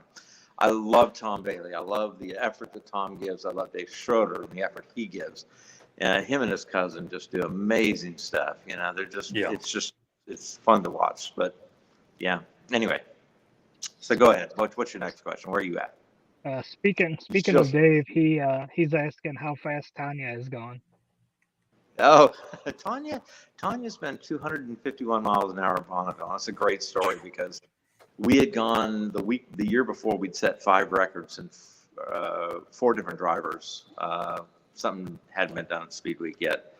And Tanya's turn, she got the course when it was the worst, and she had a 1,300 horsepower, 1471 blown big block, crazy motor that just was an on-off switch. And with an oversentinel throttle, it just like slap it, it would just fall forward to 1,300 horsepower. And she handled it. She went 225, set a record, But she wanted to be up there with the big boys, and she just didn't have the course for it. So David built her a motor for the next year so she could get in there's a special license, a AA license, you get it at 250 miles an hour, and she really wanted one. So she got one, went 251, pretty amazing. She's an amazing lady. She's in 4 200-mile-an-hour clubs. That's pretty cool. Yeah, you got, again, power couple. Power couple. We're just dicks, man. We live in nowhere, Alabama. Around here, nobody knows who I am or cares. Perfect. So while I was doing some a prep for the show and everything, I seen a lot of pictures with you in this 200-mile-an-hour shirt, which I see one there too that you're wearing tonight. I wear it all the damn time because legitimately, since the time I was a teenager, I always wanted to get in the Bonneville 2 Club, and I did in 2003. So 20 years ago, I got to wear this shirt, and honestly, I just kind of rotate them through because legitimately, it's who I am. It's what I dreamed up all my life. Yeah. Now you've got one at least for every day of the week. Yeah, I have at least that many. What's her name gets really pissed off and I start wearing the really trashed ones out of the shop. She's like, dude, yes, man. Yes, man. Okay, fine. Hey, I can say, look, if we aren't all bowing to Tanya, I mean, ultimately, it always comes down to she wins 100% of the time. Yep, 100% of that. Whatever she says goes, for sure. That's pretty cool. Well, I got to spend a little bit of time with her on Drag Week. She was in the adjoining room, and so every day I'd kind of go in and bother her a little bit. She's always super nice and was really very helpful during that time. Let's switch gears. Let's talk about Drag Week because obviously we're all drag and drive folks here, or most of us are. Yep. There's probably some land speed guys in here tonight, obviously. Yeah. But I want to talk about what you've seen, like the growth and all that kind of stuff. So, you talked earlier, 2005, there were 40 cars. 2006, there were 3 times, it was 119. Then we go to like 2012, there were 187. By 2015, there's 300 plus cars. It looks like the biggest year so far has been 2019 with 354 cars. But before you answer, I want to say thank you to the Gebhardt family for providing all of Billy's historical data to us. That was a huge, blessing in that, because now I really nerd out on that just about every day. I'm digging around in there. So it's great. So the drag. Let's talk about the beginning. We had 42 entries. 40 people started. 38 people got out to the street first. Whatever. The next year, David talked about having 125 cars, and I about crap myself. I'm like, how are we ever going to deal with 125 cars? And the answer was more people. So we kept getting more people and more people and more people. And I have some incredible people that have helped us over the years. Mike Boyson and just all the guys. I don't want to start naming names, so I'll forget somebody, and I don't want to do that. No, seriously, because it's an amazing group of volunteers. And volunteers, guys, that workers, they legitimately work their ass off the whole week. But as every year it got bigger, we've always sold out drag week. I mean, it's always sold out in a matter of minutes, regardless of how many people actually enter the first day, and we get that number that you're talking about. Mhm. That really, it doesn't matter. I was not surprised that Tom sold out Sick Week as well. It's and that's the whole type of racing that it is good for that. So anyway, but the growth is good and bad. The 40 cars was amazing because we really developed a bond between all of us. Not just the workers, the guys that put on the event, because there was only 4 of us at that time. David, Tanya, and I, and I guess Jenny Schnitz helped us with that one, as well as Michelle. So 5 of us, and we did that for several years together. They set the routes up and all that, and we ran the event. But the traders, I really love the trader stories, because it started out as a 4x8 or a 5x8, and it went from there to, okay, we're going to do 142 cubic feet. And then last year. So hang on, there's people out there trying to do math. Hang on, I don't have that many fingers and toes. Don't do math. It's scary. The first one, there was no rule. There was no rule on trailer, and the guy got a machine shop on the back of a dual tandem axle trailer. Literally, a guy brought a lathe, and I'm surprised he didn't have a Bridgeport on the back of the damn thing.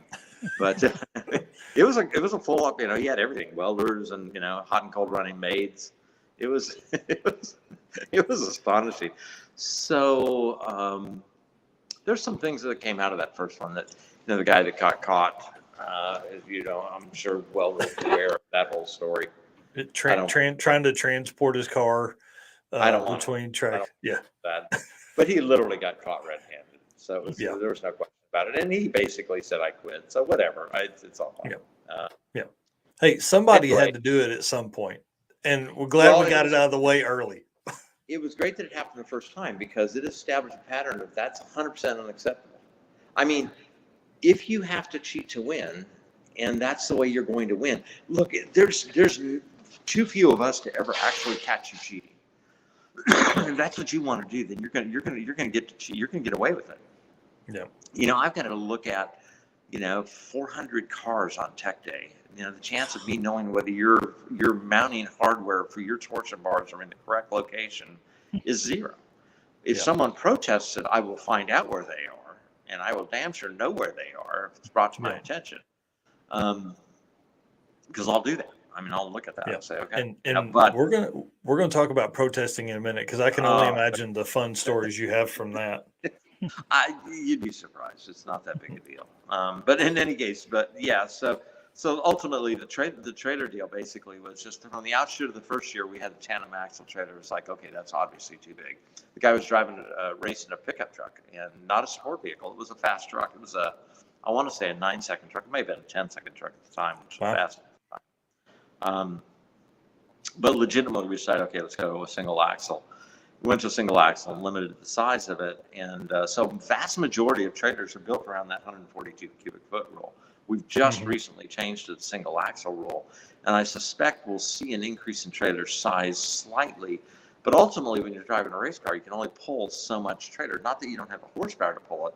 Ultimately, if it weighs too much, it's going to push your light house race car all over the world. So Yeah. you'll sort out what you can and can't do with that. And that was kind of what the decision, the rules committee, as they were developing that. That was the thought process on that.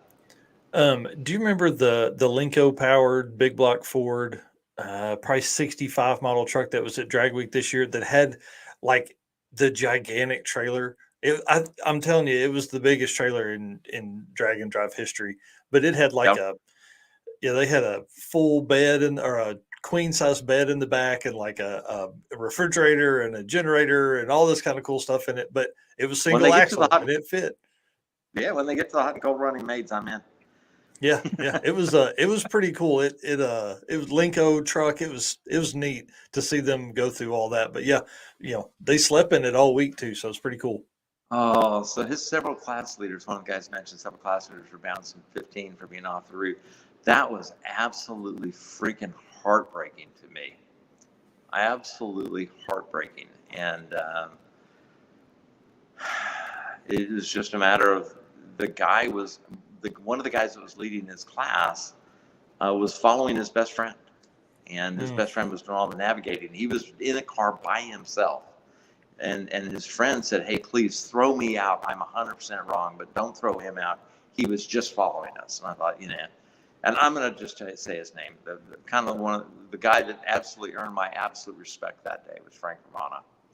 I mean, he just was such a stand-up guy trying to take the fall for that. Unfortunately, the rules were the rules, and I'm pretty strict about if the rule says X. And even though it says I have race director, by the way, is the name of the title. Oh, there you go. No, I have race director's discretion.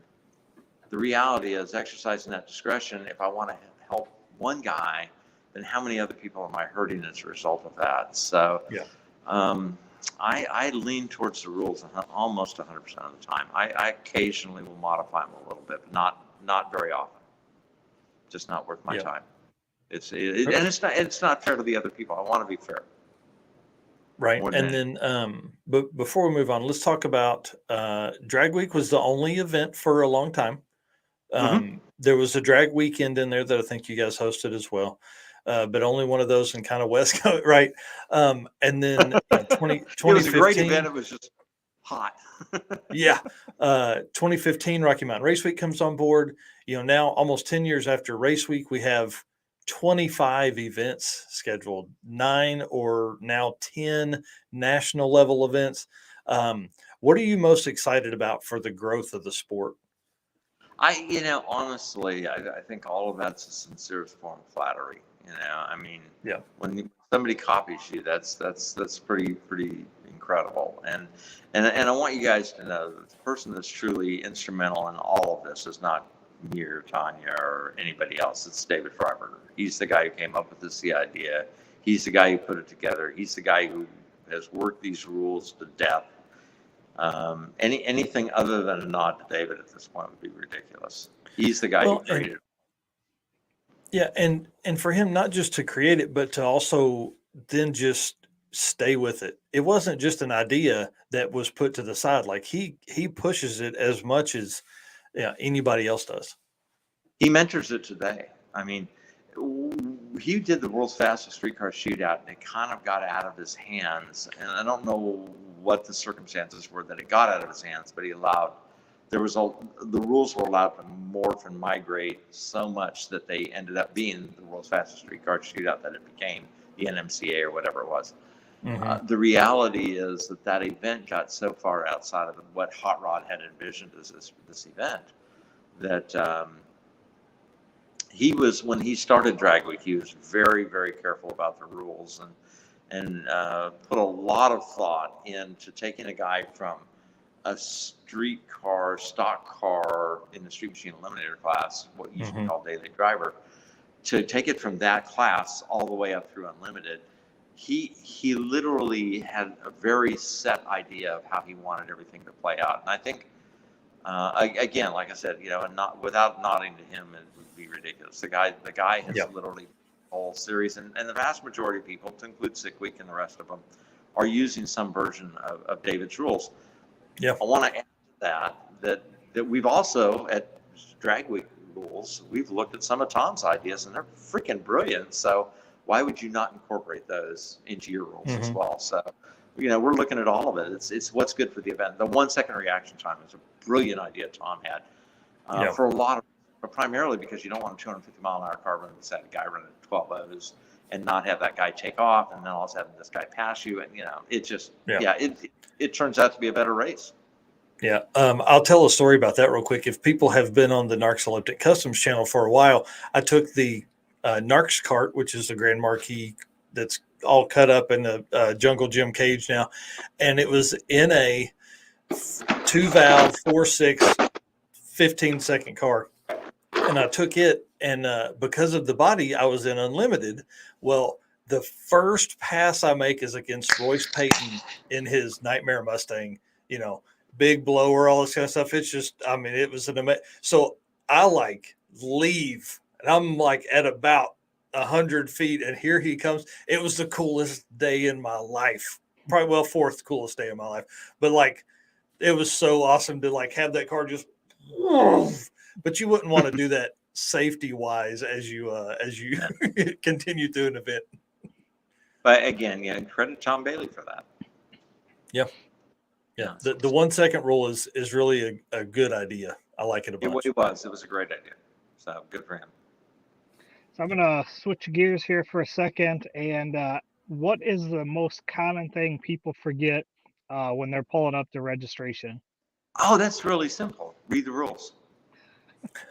Yeah. It's a white sheet of paper. It's got a bunch of junk on it. I got a couple sets rooting around here. Dude, they can probably find those on the internet too, right? What the hell? Literally, it ain't rocket science. Ladies, there's this rule set. If you actually, and I know Mike and I talked about this earlier, and I'm going to go ahead and bring it up, which is, people always ask us, is there a stupid question? The answer is absolutely. There are some brain dead questions. Can I have 2 axles on my trailer? Absolutely. You will get protested, especially if you're winning. There are some dumbass questions. If it's in the rule book, don't come ask me the question. If you don't like what the rule book says, that's a valid talk. That's a valid conversation. It's not going to change it for that meet, but it might change it in the future. You've got a valid point. Sure, I'm listening. We're not stupid. Anyway. Yep. Yeah. And I think probably the horn is the one thing we get the most.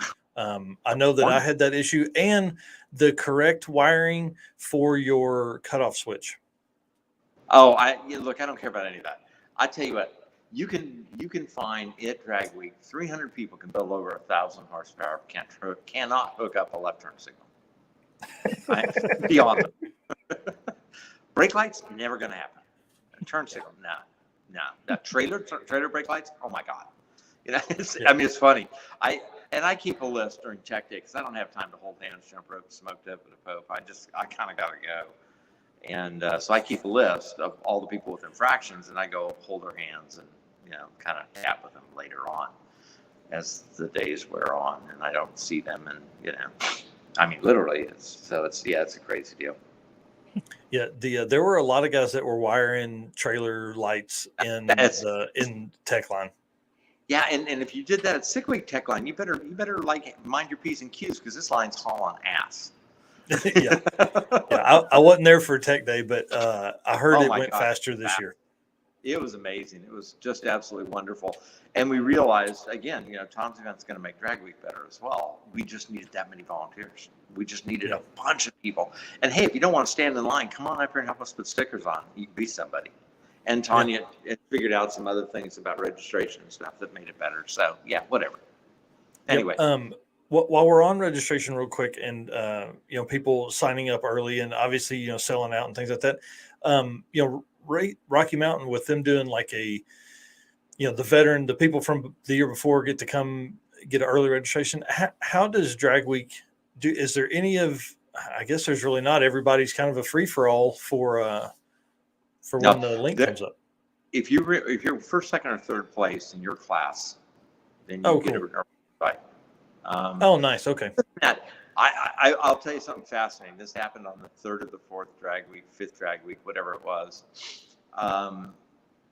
man, it's literally like all hands on deck to get into the computers. David, I called David, and he's like, I said, we're going live here in a couple of minutes, right? And he says, yeah, you got to be quiet, though. We'll just chat for a second, because I've only got a second, because I'm trying to help Jeff Lutz register. Freiberger could not early register somebody. Literally. I mean, it was that bad. He literally was trying to help Jeff Lutz get in. I mean, so I'm like anybody else would help another friend. I mean, he was just trying to help a friend. So, and I love that, because that's how honest it is. You know, it's just, it is what it is. And I'll say this also, it's best to register or get on the wait list. But if you are going to if you're going to go to the event as a racer, I'm going to Drag Week 2023. Now, it may not be that easy this year, but 2022 and prior, you can show up day of. So all these guys that bitch and complain because they can't get, I didn't get in. I'd go if I could get into one. Generally, in the past for sure, I don't know in the future, in the past, you could show up and get in. You may be in an 8-hour wait because they got to see if they can take you because of the car count that is registered that day. But these guys that say they can't, that say they would do a drag and drive, but they can't get in, like, have never shown up either. I will tell you, that's my biggest fear. I can't tell you how many people are like, hey, you've always taken everybody on the wait list. And the answer is, yeah we have. But and I tell everybody every year that the day is coming where we're going to have to turn people away. And Tom did something really smart with Sick Week and said, we're simply not going to have a wait list. He said, not going to have an opportunity for people to day of register. Yeah. And ours just didn't develop that way. So we wouldn't do that to Drag Week. But with Sick Week, that works really well. And again, it's one of the times that you kind of have to look at Tom and say, he's not chasing the money. It might seem like it, but he's not. The wait list gives you the opportunity to have more entries, which increases the income, which is important to be able to run the event. Drag Week is an incredibly complicated event with a lot of moving parts and a lot of support people everywhere along the way. So it's an expensive event. Yeah, I mean, if anybody that's listening to this, I'll say this about 2023. There are going to be a lot of people that are surprised at how hard it is to put on a drag and drive event. At the end of the week, if it goes well, they're going to be like, oh my gosh, this is hard. It's good when you've done it over years, where you've developed it over years, where I've developed a team over years, where I have this incredibly great team that Tanya has a great team. I have a great team. David and Brian are just ridiculous on the mic. So we have a really good program. So anyway, my whole point is I think the wait list thing is going to eventually, I think we're going to start losing people on that. And it's sad because guy drives 1,500 miles to get in on the wait list, and it just doesn't happen. I don't know what else to say, but I can say, get on the wait list early, get on the wait list often. Don't show up and get on the wait list. You need to be on that list. Don't let that be your plan. Yeah, and it's a shit plan. I mean, it's truly best case scenario. It's a shit plan, but hey, whatever. I mean, it is what it is. So, what else do we want to talk about? We had some things we want to talk about. Yeah, so I want to talk about what you see as the next level of drag and drive. This is kind of a two-part question. Like, what is the next level of drag and drive? And then will we always be an outlaw, one-off, single event promoter type of event, or do you think there's a sanctioning body that's going to take notice of this?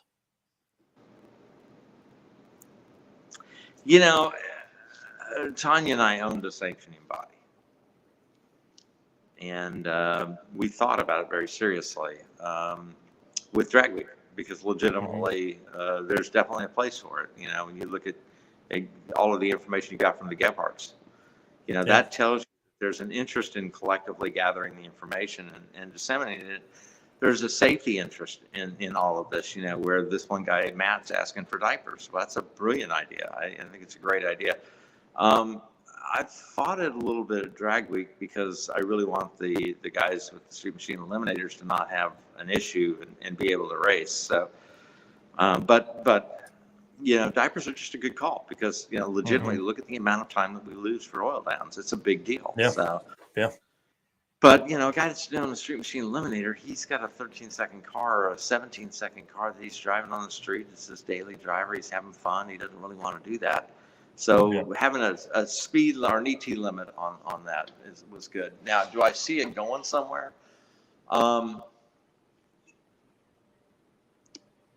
don't know. I don't know. I suppose somebody will do that. I know we've talked about it, but legitimately, we don't want anything that we open the door on every day. We don't want another business of any kind. So yeah, I can appreciate that. We've part of the deal with Summit Racing, part of our deal with Summit Racing in the PRI awards show for DragonDrive.com racer awards at PRI is going to be a national champion. I haven't put that out in the world yet, but we're working through a points structure now that, a guy like Dave Schroeder or Tom Bailey or somebody could come in and compete in 2 events and possibly win it, or a guy that is a consistent 8, 9, 10, 11, 12-second car could come in and win it also. So we're discussing some points. So I'll bounce that off of you once I get it closer. I'm close now,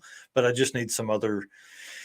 I don't know. There needs to be that modifier that would just put it over the top if somebody come out and laid down a real event. So here's something interesting for you, and I'll delve back into land speed racing for a minute. The real question is, who is the sanctioning body? With land speed racing, there are multiple sanctioning bodies. There's the FIA, there's the Southern California Timing Association, the Utah Salt Flats Racers Association. The bike meet has its own thing with the USAC, so on and so forth. So the only thing that has value is what people give credence to. So if we as a collective society give credence to Michael Marks's program that he's got put together, then that becomes the quote unquote standard. Right now, there isn't particularly a standard. Hot Rod Magazine and Freiburger have pretty much created the rules. Yeah. And standard, who's collecting that information, disseminating that information, and dealing with that. And he's been, I think, very liberal in allowing people to use the rules that he's developed, and I don't complain about that. It's just what it is. Yeah. The point of it is, though, that if somebody develops a sanctioning body, then we as a collective society, as a group of racers, give credence to that, and it's something that we then quote unquote aspire to. So we want to have a red tag on our wall that says X. It's got value. So the question is, how do you create that organization? What is that What is the quote unquote NHRA of Dragon Drive? So it isn't NHRA particularly, but it's a set of rules and it's a set of standards. And as long as all the Dragon Drives follow some form, some collective form, then whatever that is, what it is. Yeah. So it's interesting. I don't think much of the FIA, and I don't think much of them because they charge $8,000 come time an event. And they don't do shit except look at your clocks and say, "Yep, now give me the $8,000 and $1,000 a day for DM or whatever it is."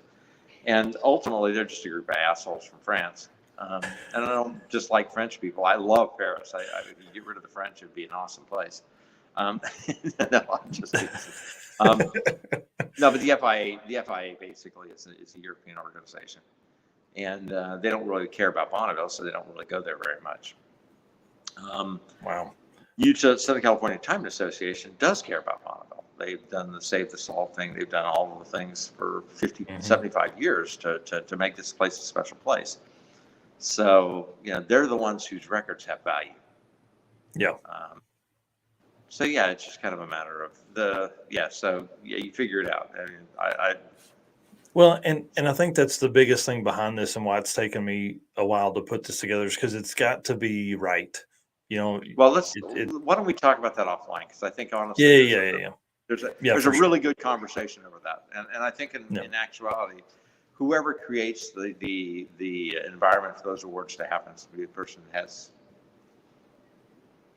that body. So We can talk about that at length. I'm sure your knowledge on that stuff is really cool. That's I think that's why I enjoy being friends with you. we hadn't even done helicopters yet. Oh man, see that's why I need to come to your house and hang out for a couple days. That's what we need to do. We need to do a built for drag and drive at Keith Turk's house. I have There a you go. spare room. You're welcome to be here. It's no big deal. It's a little That's hollow. awesome. Anyway, Rich Guido here saying Drag Week needs a stick shift class, not just a shootout. What do you think about that? What do you think about stick shift stuff being so popular Rich now? Guido's cute. Did I mention I really like his dad?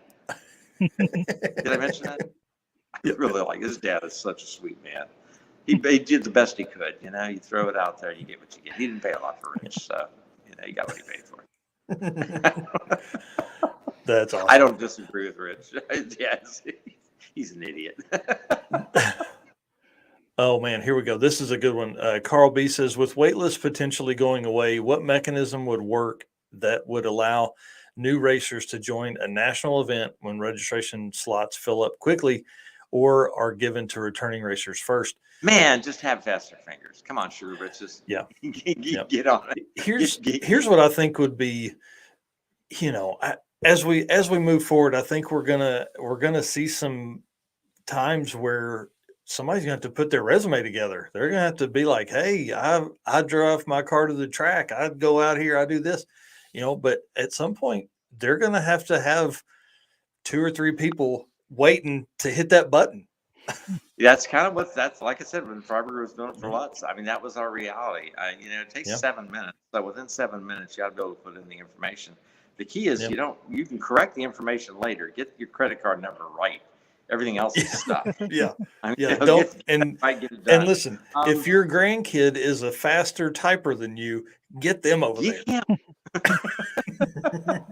Go back and wrench on your junk. Yeah, That's right. It's the wait list isn't going away for Hot Rod. I mean, it's a part of our history, so I don't suspect that'll go away. I could be wrong, but again, well, I think he's meaning day of, like somebody showing up. Yeah. Yeah, and that's happened with, like I said, that happens at Tom's event. I don't know if that'll happen at other events, but it happens at Tom's, and I applaud Tom for that. That's just him being good about it. But So Mike, is this going to be you, the Drag and Drive Racer Association? I don't know. I don't know about all that. And Brent says they've always we always have 4 laptops going. That's hilarious. Brent Sinclair, I love them. Him and his wife are also a power couple. They are multi-time winners. And Brent Sinclair, he's got the red 4th gen Camaro. Comes out with Ryan Hargett. They raced at Drag Week this year. Laid 750s down, I think, all week in that car. Yeah, so great folks. I cannot remember his wife's name right now. It'll come to me in about 4 minutes. I like Clint Skidowski. What an incredible guy. What an incredible story. So we're at Valdosta Sick Week last year, and Clint's parked right next to Impound. And I was like, man, you're awful close to Impound. He says, yeah, well, We're sitting there chatting, and I'm like, all right, so how fast is it? I mean, I'm looking at his car. I didn't know it was fast. I had a thing around this, whatever. I'm like, holy crap. Why aren't you an Impound? He says, I didn't know. Yeah. He should be in quarantine. Why are you? So we literally moved the ropes, got us jumped over, and put him in quarantine. And it was like, he was like number 2 in his class. And then I guess he's a major league ball player. Yeah. He threw some heat for a while. So the best part about this, I don't really follow sports, but I respect anybody that does anything incredibly well. And obviously did that incredibly well. But I really have come to like him a lot as a man. I just think he's a really great guy. Yeah. Anyway, so hey, Clint, your third nugget. That his car is really cool. What I love about like that super street and street race class is those cars are generally a car that could be in a parking lot at a car show, and with the hood closed, you'd think, oh, that's a nice 1st gen Camaro like Clint's, or Brian Acton is the car I use all the time. It's a 70 Nova with cool wheels with the hood closed. You pop the, I mean, it's like, those 7-second cars just right there. Oh, Clint cracks me up. Yeah, I'd be like, yeah, I'd race that. Looks like his mama's car. I mean, Yeah. I And truly then didn't you're like, think about it. whoa. It went 7 what? Yeah. 7? Did you say 7? Not 17? Well, anyway. You've mentioned his name a couple of times, and I just want your opinion on what's it take for Lutz to come back? Does his record have to fall and him have some time to come to us? I know he's a big TV star now, What record but does he have? he holds the all-time drag and drive record, 619 average from 2016 drag week. No, I mean, I don't think that would bring him back. I think legitimately, Lutz was looking for the place that he found, and he's doing really well where he's at. I like Jeff a lot. He's a great guy. So, yeah, it just is what it is. Yeah, I mean, it's like Larry Larson. I called Larry Larson, I don't know, 6 months ago, and I asked Larry. I said, like, dude, did you forget who the hell you're? Larry freaking Larson. Right? Bring the Nova, bro. You are Larry freaking Larson. Why are you letting these panty waves whip up on your little butt? Come on now. Yep.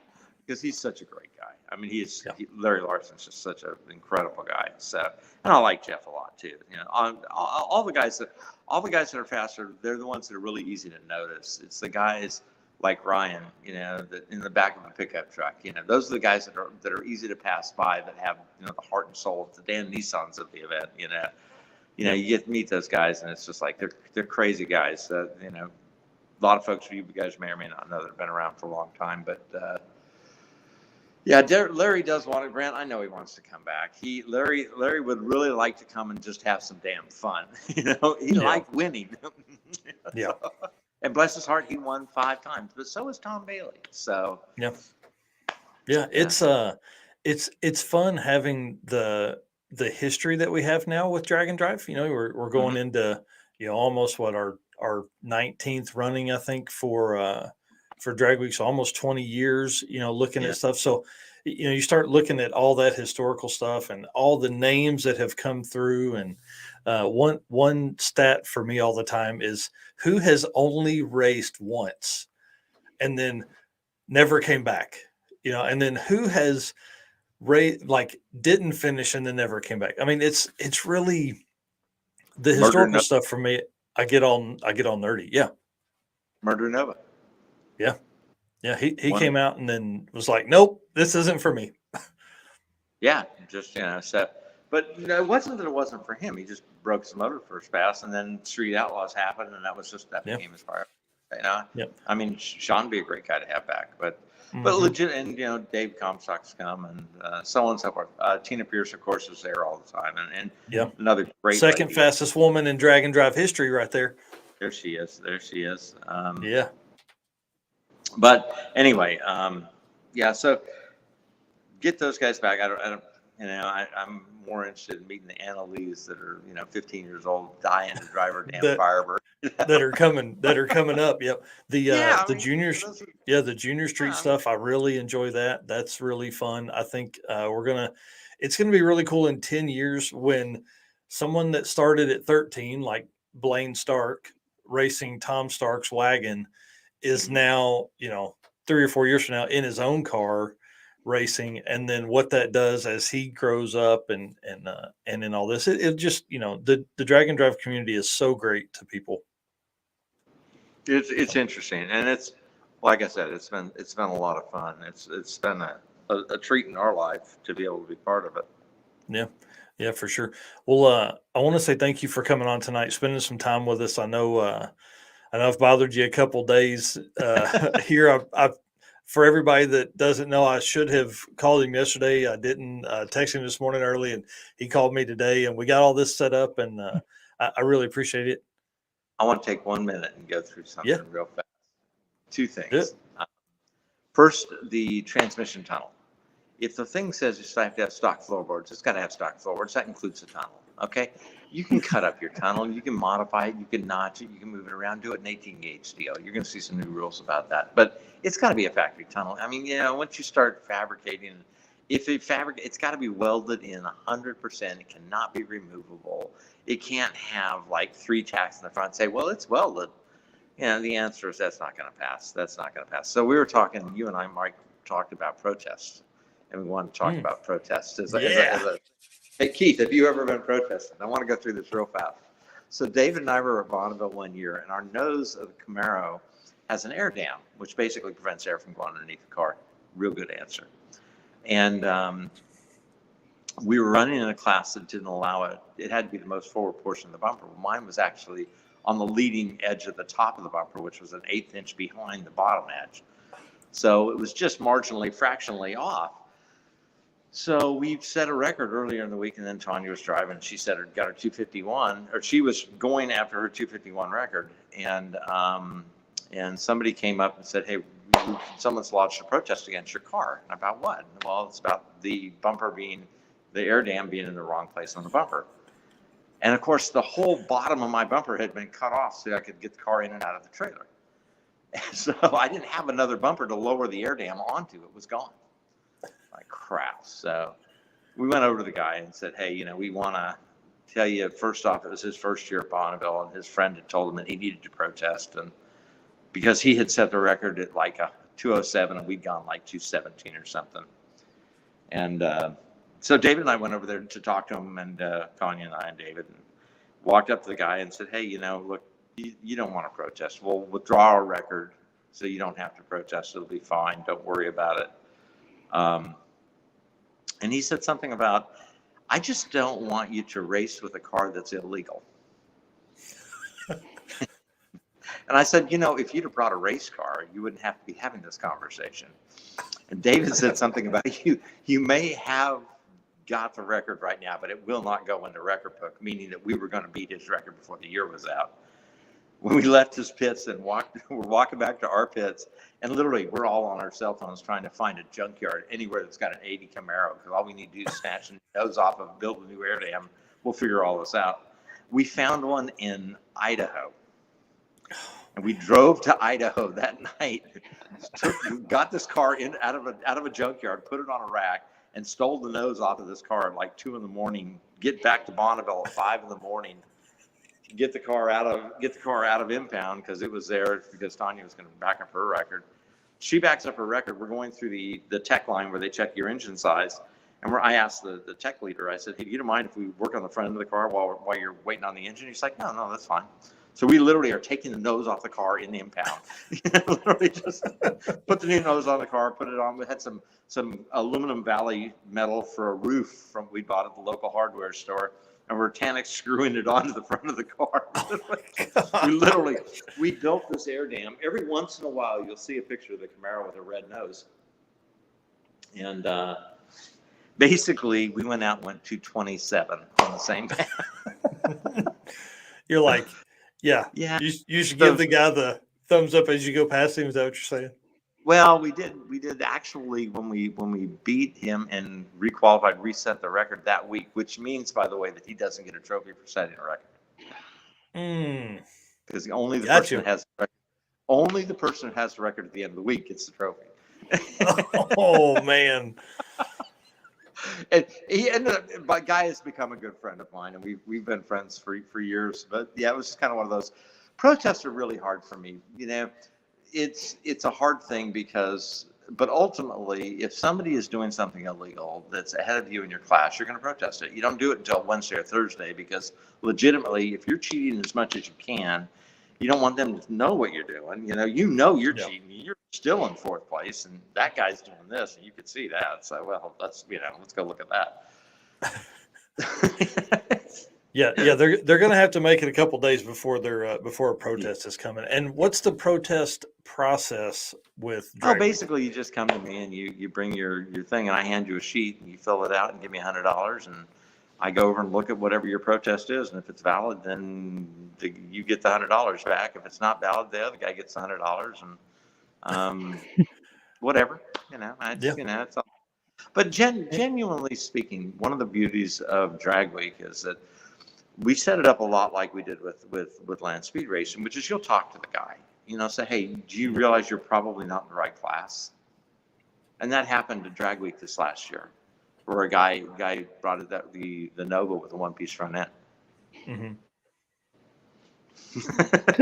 Yeah, that was I was coming out of talking to Tanya, and you were like, "Hey, follow me over here real quick," and so pretty. And the guy was, I think the guy was super. He was super understanding, right? Like, he's totally, totally. Yeah. He's like, this sticker on the front of my car is my bumper. It doesn't say what the material has to be made out of. I'm like, yeah, no. Yeah, that's not how that works. No, and I think you'll see some changes to that whole thing. I think Modified's going to lose, in SICK Week at least, is going to lose the no one-piece front end. Gotcha. And I don't think Drag Week's rules would come out the same as SICK Week's came out, but that's what the committee said to do. So that's the way it was. And I love that. I love that there's a whole committee behind that. We've talked about that a little bit, in how you guys make decisions. And I can't imagine being on those conference calls where all that stuff goes down. So good luck to you, sir. It's interesting, and legitimately, it's just a matter of, I usually walk it around. Like at SICK Week, I walked it around. I went and talked to all the people individually. Yep. And just said, okay, what's your opinion? What's your opinion? What's your opinion? What's your opinion? And went to Tom, said, what's your opinion? And we came out with this is the rule. I didn't agree with it, but it doesn't matter whether I agree with it. The committee, the whole thing, the group came up with that. So. Yep. And then you guys set your rules that are in place for 3 years, which I think is a great idea. Yeah, and again, that's David. That's 100% Freiberger. He gets all the credit for that.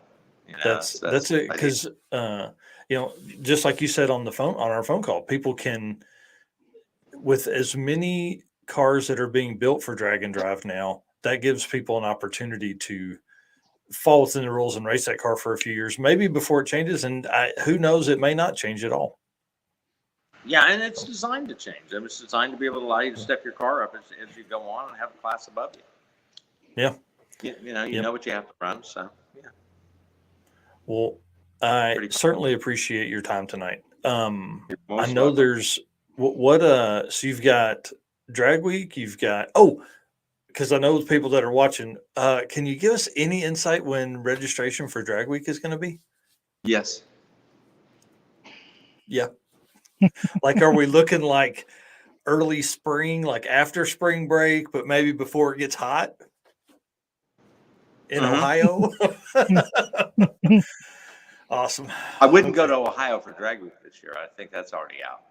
Yeah. No, don't do that. Somebody was saying the Bristol to Darlington trip, or the whatever track is after Bristol, is going to be some mileage, which will be fun. So, yeah, it's we always try to make it a little bit challenging. I mean, it's in theory we'd like to have it a little challenging. In practice, sometimes it's not. But I love that area of the country. I'm a big fan of that area. So, yeah. It's gonna be fun. The whole registration thing, we've talked a little bit about that. I know when it's coming, but I really can't say. Yeah, soon. Yeah, registration soon. All right. Well, we're over here, so we're gonna put you backstage, and me and Eric are gonna finish the show. You're more than welcome to hang out for a minute, and we can keep talking after that, or you pick. Do whatever you want, but I'm gonna put you back there, and I'm gonna hang out with stupid over here in the corner. Hey, look, thanks a million for having me on. I enjoyed it. It's been fun. Yeah, thank you. It for sure has. And again, this isn't the last time you're going to be here. I say that to almost every guest, but it really is not the last time you're going to be here. We have a ton of questions, and you have a ton of history and knowledge, so it'll be fun. All right, my friend. Yeah. Dude, I like Keith a bunch. He really is one of the coolest people I've probably ever met within Drag and Drive, and really to be in, I'm not going to say control, but in charge and in the midst of all that stuff. And to, he takes my phone calls, which is always cool. Right. And lets me bounce questions off of him. It sounds like we'll have a conversation about, national championship, things like that, that'll come along with Drag and Drive Award Show at PRI in 2023. I'm so excited for that event. It's it's what we wanted to do last year, and Summit Racing is making that an opportunity for this year. So I'm really pumped to be able to reward all of the racers. Last year we did decals for everybody that made a list that populated one of our top 25 or top 100 lists. Those lists are growing for this year. I haven't even talked about that tonight. The 11, 12, 13, and 14 second lists are live now, as well as what will become our national 235 list. Right now, it just is populated as 8th mile on dragondrive.com. You can find, all kinds of stuff, stories and historical. I've got all, anyways, go to dragondrive.com, dig around in there a bunch. Tell me what I'm missing. Tell me what you'd like to see, and we can do that, dude. And I actually use the site quite a bit myself, because when I'm posting videos on my channels, I know who people are, but I don't always remember what the year car is. So I like being able just to go look and go, yep, so and so was this year, whatever car. Yep. So. And one thing we've added for 2023 is co-pilot names, which I think is going to be really cool as we move forward. We are any award that we give will be to the driver and co-pilot. So while that has doubled the expense of all that stuff, I think it is very, very worth it because of the opportunity that it's going to provide to those co-pilots. And, the people that are solo, I don't know. I'm going to do something special for them too, because there's a lot of solo folks that run. I would think I always want a co-pilot with me, just to give me somebody to talk to, because I like to talk. Yeah. So.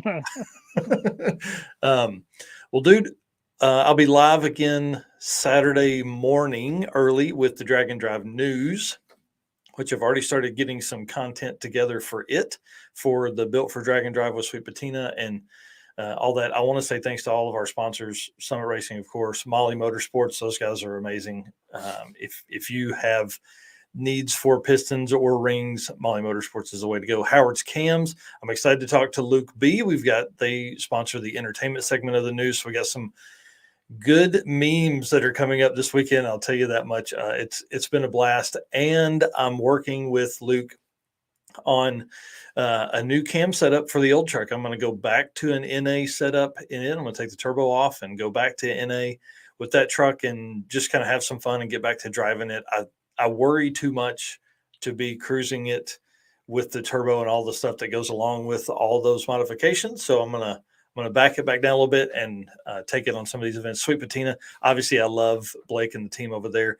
They are amazing. They have so many products, but really the TKO hand cleaning wipe is what I use all the time. I don't take care of the patina on my truck like I should. Mm-hmm. And then Racing Junk, dude, we're going to be back on next week with Found on Racing Junk segment. I dig around there probably every other day, I would say. And if people are not signed up for their newsletter, you need to be. They are showing Drag and Drive some love and putting a banner on each of those and featuring stories that we've written and things like that within the newsletter. So can't thank the whole team at Racing Junk Classifieds enough for their support. So yeah, Torque at it. Yeah, dude, Jeff, good to see you. Hope to see you in a couple weeks in the Mustang at the circuit. So, all right, Eric, tell them where to find us next time. We will be here live next Wednesday. You'll be live on Saturday, and I'll be in the background handling comments. All right, guys. We'll see you then. Bye.